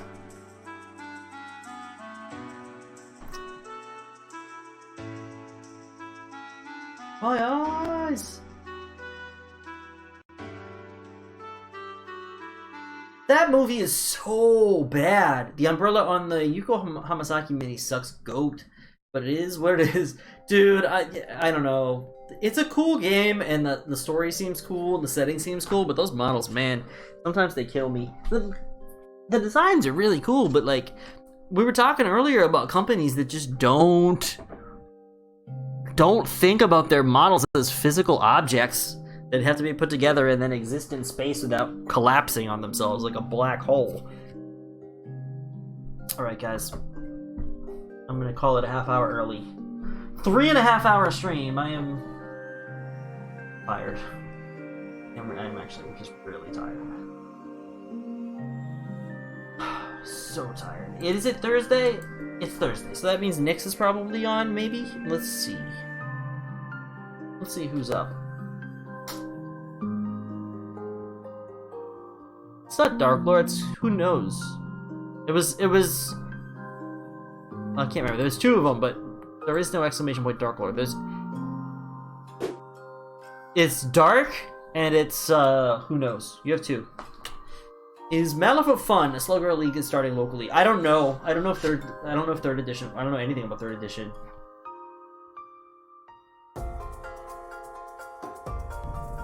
You're not afraid of the dark, are you?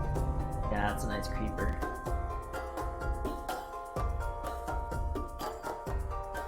Let's see. I am so sleepy.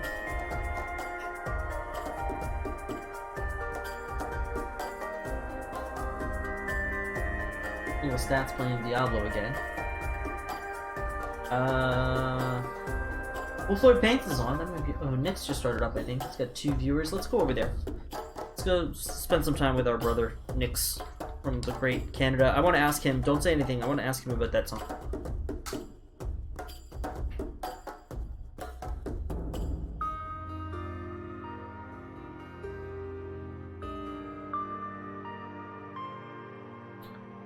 Maybe we'll get a demo in. Sweet.